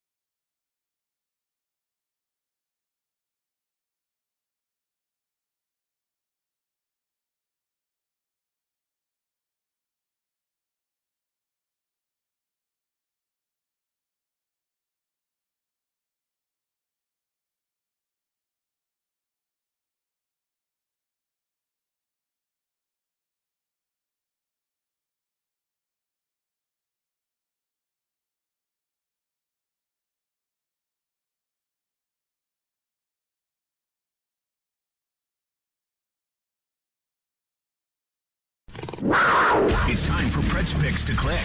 And the shot of the score. Do you think you know who will score a goal in tonight's Predators game? Little give and go.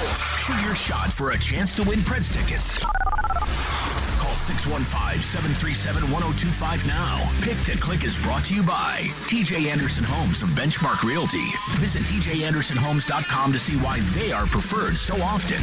It's Pick to Click, now on Robby and Rexrode.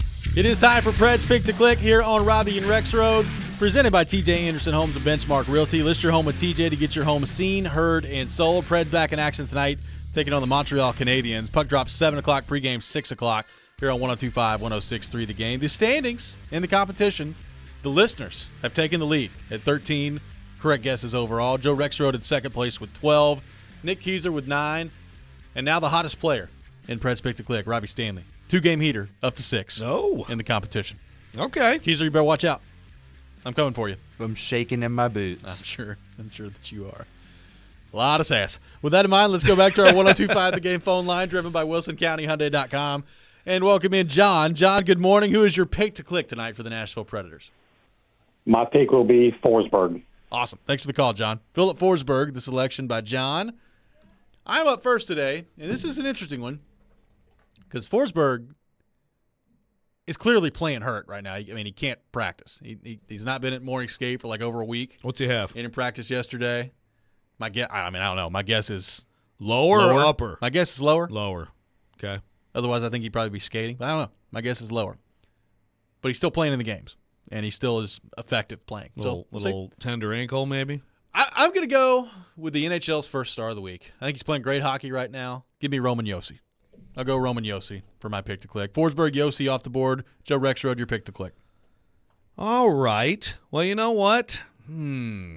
How often, like whenever the Preds get a new guy, he's going to score the next game, how often does a guy sign a contract and then score the next game? I was thinking about that too. I'm going to go that way. Give me Tommy Novak. Tommy Novak, the selection. Forsberg, Josi, Novak, Nick Keyser, your pick to click for the Nashville Predators. Give me one Colton Sissons. I think he's due for one, and I think especially here at home as well. I like Colton.